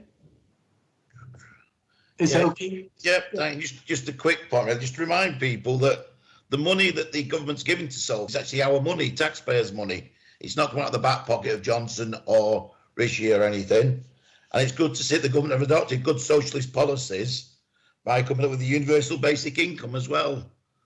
But I do congratulate also and thank all the workers in Salford who've got together and really pushed hard and made sure that the people of Salford have had the best service for them that they could get during this crisis. And I say from all the Labour Party, we should be celebrating our great, wonderful workers. Thank you. Thank you, Councillor Pavett. I'm going to draw a line on questions and comments and go back to the City Mayor, but I need to let you know, City Mayor, that we've got 5 minutes. Thank you, Ceremonial Mayor. I'll try and be quick in terms of getting through the questions. Firstly, to Councillor Robin Garrido, I'm quite horrified actually to listen to what Councillor Garrido said in terms of his disappointment with my attacking the government. I mean, I seriously hope that Councillor Garrido isn't defending his Prime Minister when he said we discovered too many care homes didn't really follow the procedures, and also defending the Secretary of State when he said that councils had access to all the information they needed, and if they want some help with interpreting that information, to basically get in touch with his department. That is absolutely scandalous. You know, we do not have access to all the information we needed. I have tried within my speech to give you a coherent and robust understanding of that, hence why we've wrote the letter to the Secretary of State on this issue. There's real public interest in how information is being managed here, or not, more to the point. So, you know, I totally, refute the allegations of this just somehow being me criticising the government. Absolutely not. This is about calling out systemic issues where we identify them in the interests of the people of the city of Salford. I mean, for goodness sake, people's lives are on the line here in terms of how we respond to this crisis. And I would just caution all members of council to just remember that. You know, it's incumbent upon us as a city council working in our system to do our absolute best to protect the lives of the people of this city. And on care homes, you know, I hope he's not defending the position on care homes in terms of testing only materialising way into the lockdown, PPE being an ongoing issue, certainly in the early days. And importantly, you know, the National Audit Office has even said we've transferred 25,000 people from hospitals into care homes, not necessarily knowing every one of their statuses in terms of COVID-19. These are huge issues. And I would hope that the opposition are as much exercised about these matters as I clearly am, and members of the Labour group are. So, you know, I'm really angry at what Councillor Garrido has just said. And, you know, I wholly refute it. This is not just me complaining and whinging about the government. This is me about trying to make things better for the people I seek to serve and represent in the city of Salford. So that's all I'll say on that. On Councillor Garrido, Karen Garrido, like yourself, I also thank and support everyone's hard work during this time, especially the volunteers in the city who've been supporting those who've been shielding. Absolutely. I absolutely know that this city council couldn't have done what it's done without the help and support of our partners, of the community and voluntary sector, businesses in the city of Salford. It's what we refer to as the spirit of Salford, us helping each other out. Councillor Saunders, you will recall in the speech, I did specifically talk about the statutory responsibilities of Public Health England and also directors of public health. I think those statutory responsibilities require information to be shared with them to allow them to actually undertake their statutory role in local government. So I am concerned about some of the allegations around GDPR here. If this information is not being shared with our directors of public health, who are now being tasked with our outbreak management plan in the city, there's a serious problem here. Again, further justifying the need to write a letter to the Secretary of State and hopefully get some clarity on this matter, again, in the interest of the people of the city of Salford. Councillor Leitner, in terms of money being made available, just to be clear, we would like more money to be made available to the City of Salford to support our businesses, our community, voluntary and social enterprise sectors in the city. The money that's been made available is nowhere near enough to enable us to do that, which is why we've had to set a criteria, because we know that demand in the City of Salford would outstrip our ability to supply that demand. I have spoke with the lead member for finance on this, and I have said we do need to be advocating for the hundreds or potentially thousands of businesses in the city who are sole traders, who work from home, or, as you highlighted, are mobile businesses. And it's something we need to advocate on and look at, and that is very much work in progress. Councillor Hines, thanks for your support in terms of my statement. I try really hard not to engage in petty politicking and couch what I say in evidence-based factual analysis. But unfortunately, it seems that hasn't resonated with the opposition today.